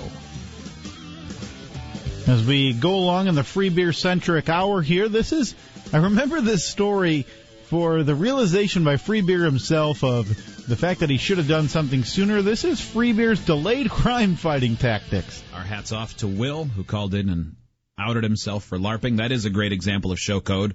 When you call knowing you're going to take a beating, and then do so and have a laugh about it, because ultimately I like Will. Yep. Seemed like a good guy. We didn't want. You see, that's perfect, man. That is absolutely perfect. That's all we look for. Yeah. Can you take a beating and be laughed at your expense? Because that's what makes the world go round, is laughing. So get on board. And if you're a thin skin who doesn't like something we say, just understand that it should all be taken with a grain of salt. Ultimately, we're trying to make you laugh. You don't like that? F off. Why are you here? Why are you? You should be listening to something else. Tough. NPR will never make you laugh. They promise. Yeah, it is true. Never. But if you do get pissed off, please send the complaint letter, because then you will get made fun of again. I enjoy, and it's fun to read them. We were talking to a show. I actually like this idea. We were talking to a show at Radio Camp that they actually not only will they highlight someone who complains, they'll actually bring the person in and let them read their letter on the air or get them on by phone. Yeah. I don't want that to happen, though. I like that. I don't want to have to deal with people. Wait a minute. No, that's a good idea. I like that idea. Is that what you were talking about? Ace and TJ did? Friends John, Jay, and Rich in Arizona. Okay, yeah, I remember you did tell me about that. They'll actually bring them in and say, okay, you may sit in the complaint chair, or what, I don't know if they call it the complaint chair. I like that. That sounds really gay. But they bring them in, they get to read their thing, they give them the spotlight. They say, all right, you wanted yourself to be heard? Here you go. God, I can't think of anything more uncomfortable, though, for a person who thinks it's a great idea and then comes in and does it and sits there and realizes all three of us are staring at them while tell us more about what you don't like about us. The difference is they're probably more polite than we are. So if we did it here, within like 2 seconds, they'd be halfway into their letter, and Zane would go, well, shut up, you effing idiot! Yeah, dumb bitch, what's your problem? It's winner, chicken dinner. Something like that, or... Probably not that one. No, it's probably not that one. That's not. That was supposed to be something different. Will you not reach over and touch the buttons on what is mine anymore? Way to go, Hot Wings. Yeah, do I reach over and touch your keyboard where you type out like whatever it is you do? No, over but there? my stuff doesn't do anything fun. Zane will probably play a sound effect that's very insulting, like this. Yeah, Zane will probably really go for the jugular and play this sound effect when he's talking. Maybe a real mood-setting song like this one. It's not the slot that used to say getting slammed by black balls anymore. Guess that's been replaced. So that happened. We'll get to what Hot Wings thinks in the next segment. What's that going to be about, Hot Wings? I don't know. Zane hasn't told me yet. let me push your keyboard for you so you can get it all together. Yep. Zane's going to take that over for me. So. Do you know? Yeah, it's about something called the Baghdad Eye. The Baghdad Eye? Yeah. I have no idea what that is. Can you give us a little more information so that we can have a nice little... It is much like the London Eye, a giant Ferris wheel. Oh, okay. Good, because when you said like the London Eye, that was just about to make me feel more stupid, because I didn't know what that was either. Tell me more cities that have an eye that I also don't know what it is. Yeah. Is that like the Moscow Eye? I'm just delighted he told us. If he hadn't told us. I know it. I've been in trouble.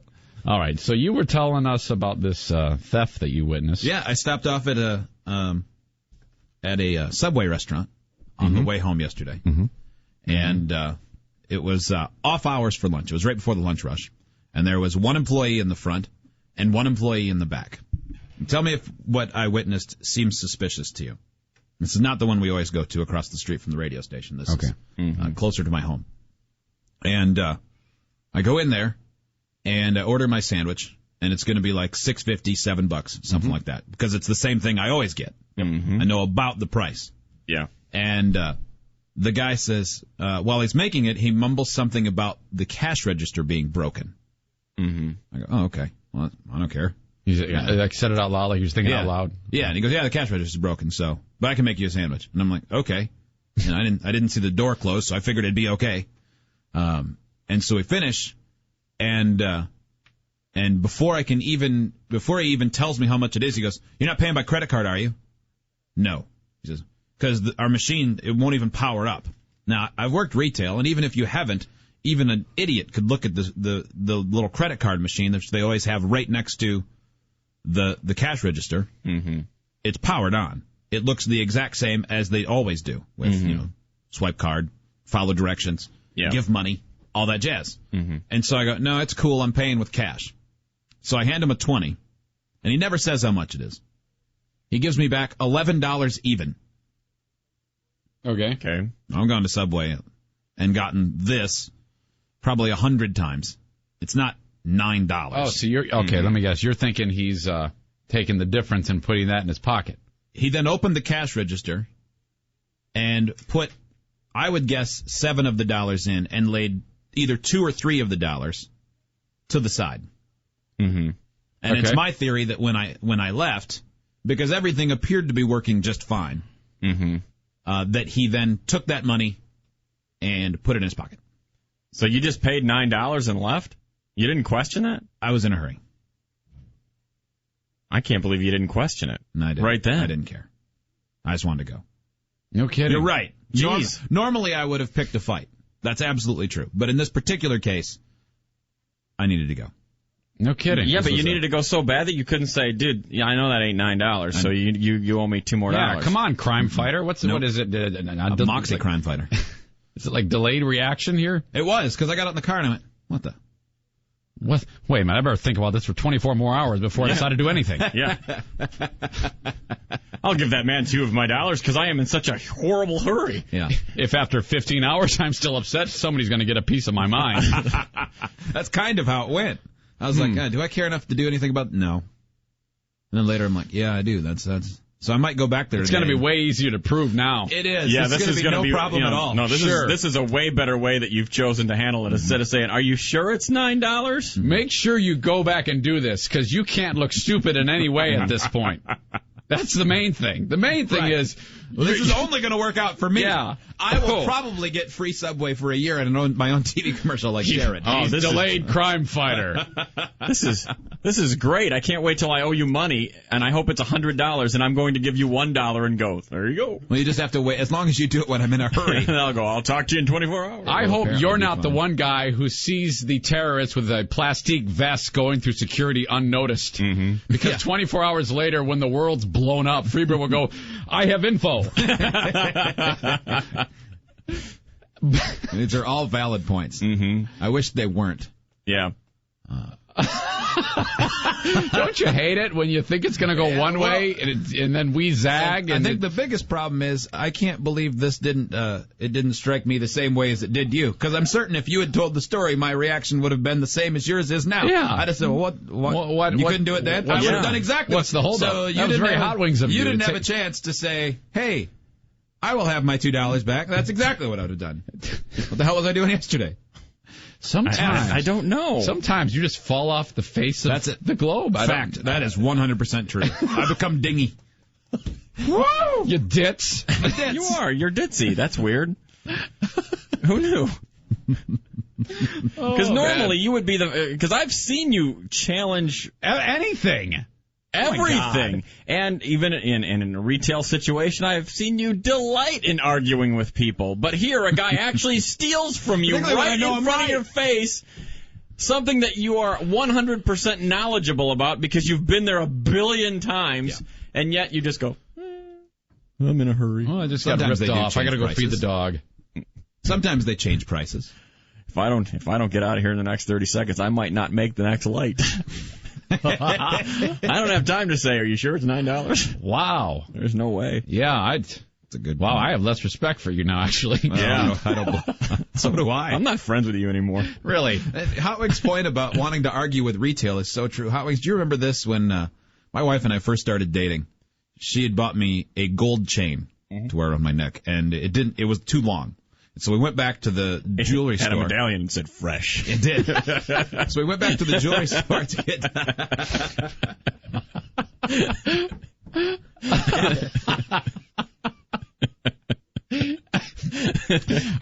This will look great on the outside of my white turtleneck. Accurate. That's very accurate. I paid $90 for it, retailed for $9. big spender. So I'm going to think about getting back to one of these days, going back to that mall kiosk, goldonarope.com place, and busting that guy over that. Goldonarope.com. I like that.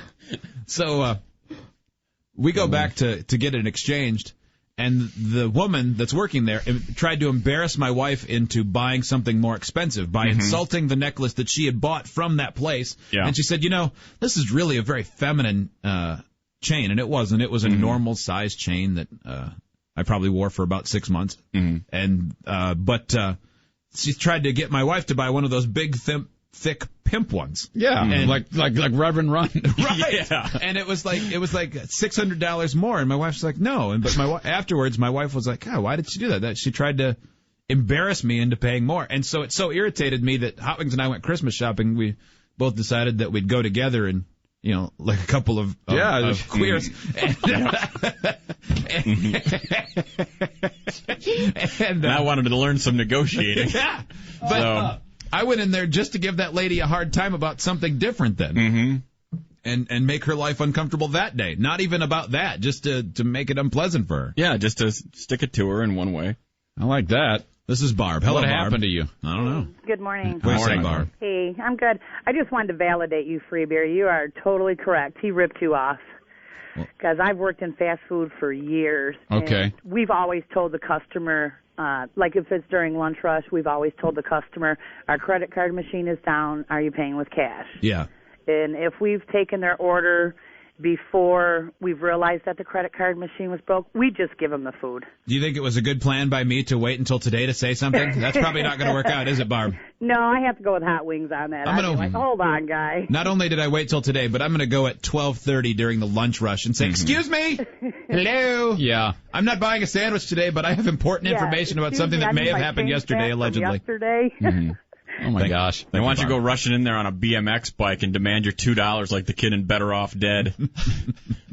I don't remember that, but I'm still insulted. No, it's I never saw the movie, but I know that something I still tells me you're not going back. I'm not going back. This decision was made. When you were teasing this bit, you said, I might go back and take care of this. And I thought to myself, well, this is cool. I'm just going to go somewhere with this. Well, because my thinking for wanting to go back, there's a good reason behind that. My thought was they're ripping off the owners of this franchise. Well, yeah. And I don't want... it's happening I'm sure that isn't the only time that somebody has gotten ripped off. But even if they believe me now, I've given them no way to prove it. No. I'm just wasting their time. Now I'm going to have to set up a sting. I'm going to go in and go, I'd like a sandwich. I'd like your $9 sandwich, please. Why don't you go in and make a citizen's arrest? I might as well. Make a scene. This is Mary in Nashville. Hi, Mary. Hi, my name is Miriam. Hi, Miriam. Hi, I'm Miriam. listening to y'all this morning, and this Subway deal, I know y'all are located out of Michigan, but I've had a friend that pulled this same scam in Tennessee. Yeah. Not even 2 years ago. I bet it happens a lot. Oh, I'm sure. I mean, a little does. skimming. And the way around this one is you call for the manager. The cameras work there 24/7, and they do record. Oh, what? Yeah. If I did go in there, they could use the camera. They could bust them that way. That's the first thing I thought, because a lot of owners will put a camera right on the till. So yep. All you have to do is ask for the manager, and he'll take care of it. Thank you, Miriam. It works out pretty great. You got it. Thank you. What if he's the manager? Mm-hmm. What if he's manipulated the videotape to make it look like I stole it? Yeah. Yeah. Now that would be something. It's a good plan on my part. Well, I enjoyed it. I enjoyed making fun of you. I did too. That was in that highlight of the week. That's pretty awesome. We'll get to what Hot Wings think's coming up next. Hope you F it up so I can jump on you. I probably will. Not because you deserve it, but because I want it to shift from me. No, we're done with you. The break has ended. Well, we didn't know we were starting with me until I told that dumb story. Yeah, so, the story wasn't dumb. You're just dumb. That's all it is. I didn't want to say it that way. You're just like supporting crime by not doing anything. You and your blind eye. Yeah. Way to go. Don't snitch. Frida from the Frida and Hot Wings Show presents Crime Starters. Frida walks around going, F the police. Yeah, why don't you go hang out with Carmelo Anthony for a while? Me and Carmelo, that's right. That begs the age-old question of, is delayed crime fighting just as good as regular crime fighting, or just as good as no crime fighting at all? Free Beer, they're waiting to actually report something that happened, went a little bit sideways there, and gets ridiculed for it. Coming up in the next segment, Free Beer learned something at the doctor's office, but it wasn't really in his own. It wasn't in his own examination room, which makes it a little bit weird. We'll get to that after the break. It is the Free Beer and Hot Wings Show.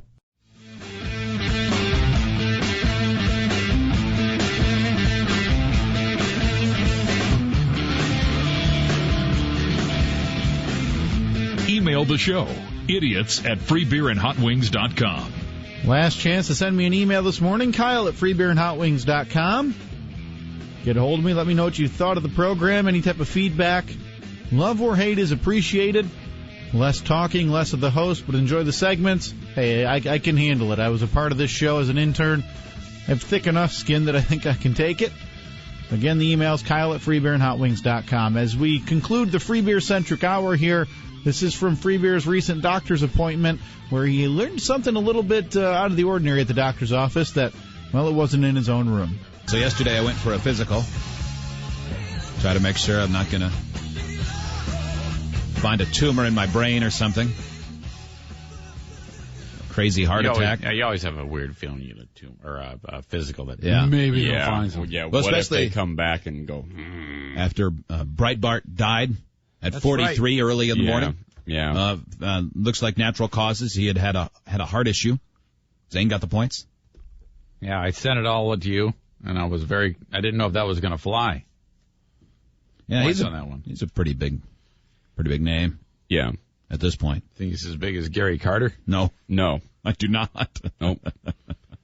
But certainly known on a national level. He's not a locally known person. Do you think more people know Gary Carter or Andrew Breitbart? I would say Gary Carter. I would go with Gary Carter. Joe, who would you say? Probably Breitbart.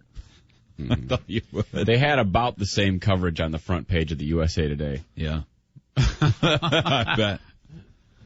So yesterday I had a physical, and everybody knows the routine. You, the nurse or the physician's assistant will get your blood pressure, height, weight. Yep.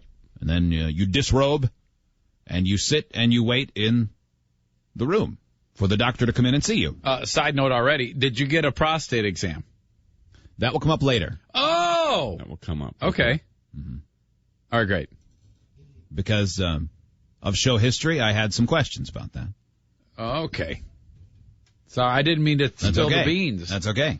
It just popped in my head because of a history on this show that I'm sure we'll detail later. It's impossible for any of us to get a physical on this show without thinking of the experiences of Hot Wings. Yeah, probably. And even more notably, Joe. And if you don't know what we're talking about, we'll get to it. Yep. You'll be up to speed. So I'm waiting in the doctor's office. I really like this doctor's office. I had one appointment there before. We had just switched, and then this was my first physical. I loved it here. It was really good. It felt personal. It didn't feel like we were getting the bums rush in and out, which is nice. The place that I went before, it felt like it was turn people through as fast as possible. So this is a new doctor, new place. Yeah. Okay. But I'm waiting sitting on the table, and on the other side of a hardwood door, I hear very clearly this conversation. What kind of douche do you use? Come on. And I actually did this. What? Oh, boy. What kind of douche do you use? And cherry flavor. Now, the answer was a bit muffled. That person seemingly further away. But at the end of it, I heard, some brand, and then, why? Well, so-and-so and they start talking about presumably a patient or a nurse or someone who works in the office. Well, she's having a bad reaction to hers. It's a little messed up. Cool Ranch. And then someone else says, well, I make my own. And I went, wait a minute. This is a prank. Yeah, I've heard of that. Yeah. But, yeah, there's no super active ingredient or anything. Yeah, it's just basically like water and vinegar, isn't it, or something? The person who said you could make your own dressing said, well, does she have a boyfriend right now? And the response was, no. Well, then it doesn't matter if things are messed up a little bit down there. And then there was a chuckle, and then they left. But I thought, there is no way I was supposed to hear that conversation about douche choice and whether or not pelicans are following you down the beach. Yeah. One part Flamin' Hot Cheetos, 2 parts honey mustard. Doesn't matter if Sally stinks like hell right now. No man around her anyway. That was what it was, man. Yeah. Wow. Man, I mean, I don't know about lady issues, but I know if If my area smelled real bad, I wouldn't care if there was a lady around or not. I wouldn't want it to be like that. Okay. Yeah. And I'm sure this lady with her weird overactive or underactive douche is feeling that way too. Yeah. Hot wings, like if you look back in the days when you had to deal with smeg. Yes. You didn't like walking around with that. No. Yeah. No, you didn't just say. You don't like it when you've got all the smeg. You're soiled. Good news. I can take a break from smeg care because I got dumped last night. No one's ever said that. Yep. Time to quit washing my genitals. Mm-hmm.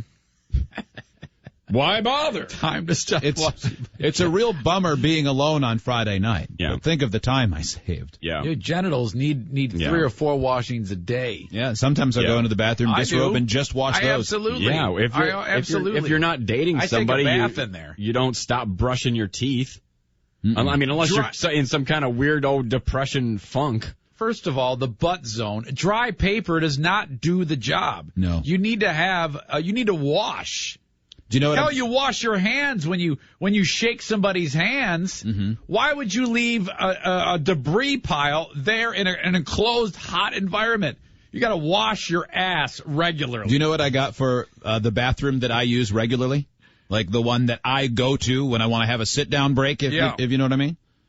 One of those heated baby wipe warmers? Absolutely. It's good to have those on hand. Fantastic. Because you don't want it cold. They're damp. They're warm. You wash your ass. Perfect. Yeah. Americans need to wash their butt more. And I'm not talking the cheeks. I'm talking about spread fest crevice cleaning. Mm-hmm. Sometimes you need that. Sometimes you get lucky. And it's one of those kind of self-contained movements. And you go, wow, great. But most times, I think you should take some help. You know, like Joe said, he wants to be able to eat off it. Yeah, as often as possible. Sure, because you're never going to know when your wife's going to want an errant tossing. You need to be. Everybody has to be on the same page. Right. That's important. That's why there's no such thing. Better be clean. Write this down in your remembrance book. There's no such thing as a smeg break. No. Yeah. That's what you get. What did you learn today? I learned there's no such thing as a smeg break. You go wash your nuts. That's what you're going to do. That's your wedding present. Yeah. Bit of advice number 1, Joe. Keep your nuts clean. Mm-hmm. Not exactly the place you want to be hearing things that aren't really intended for you there at the doctor's office. One of many places, I guess you can say. Well, that's all I got for today on the Free Beer and Hot Wings show. Steve will be filling in for the rest of the week, so email him, steve@freebeerandhotwings.com or idiots@freebeerandhotwings.com. He mentioned to me in a text message this weekend he was enjoying some vacation time back in New Jersey, his home state, how he's been missing listener e-cards. So send those to him at steve@freebeerandhotwings.com. Help him get through the rest of the week with some of your helpful and very morale-boosting e-cards. Again, steve@freebeerandhotwings.com. We'll take a break. It is the Free Beer and Hot Wings show.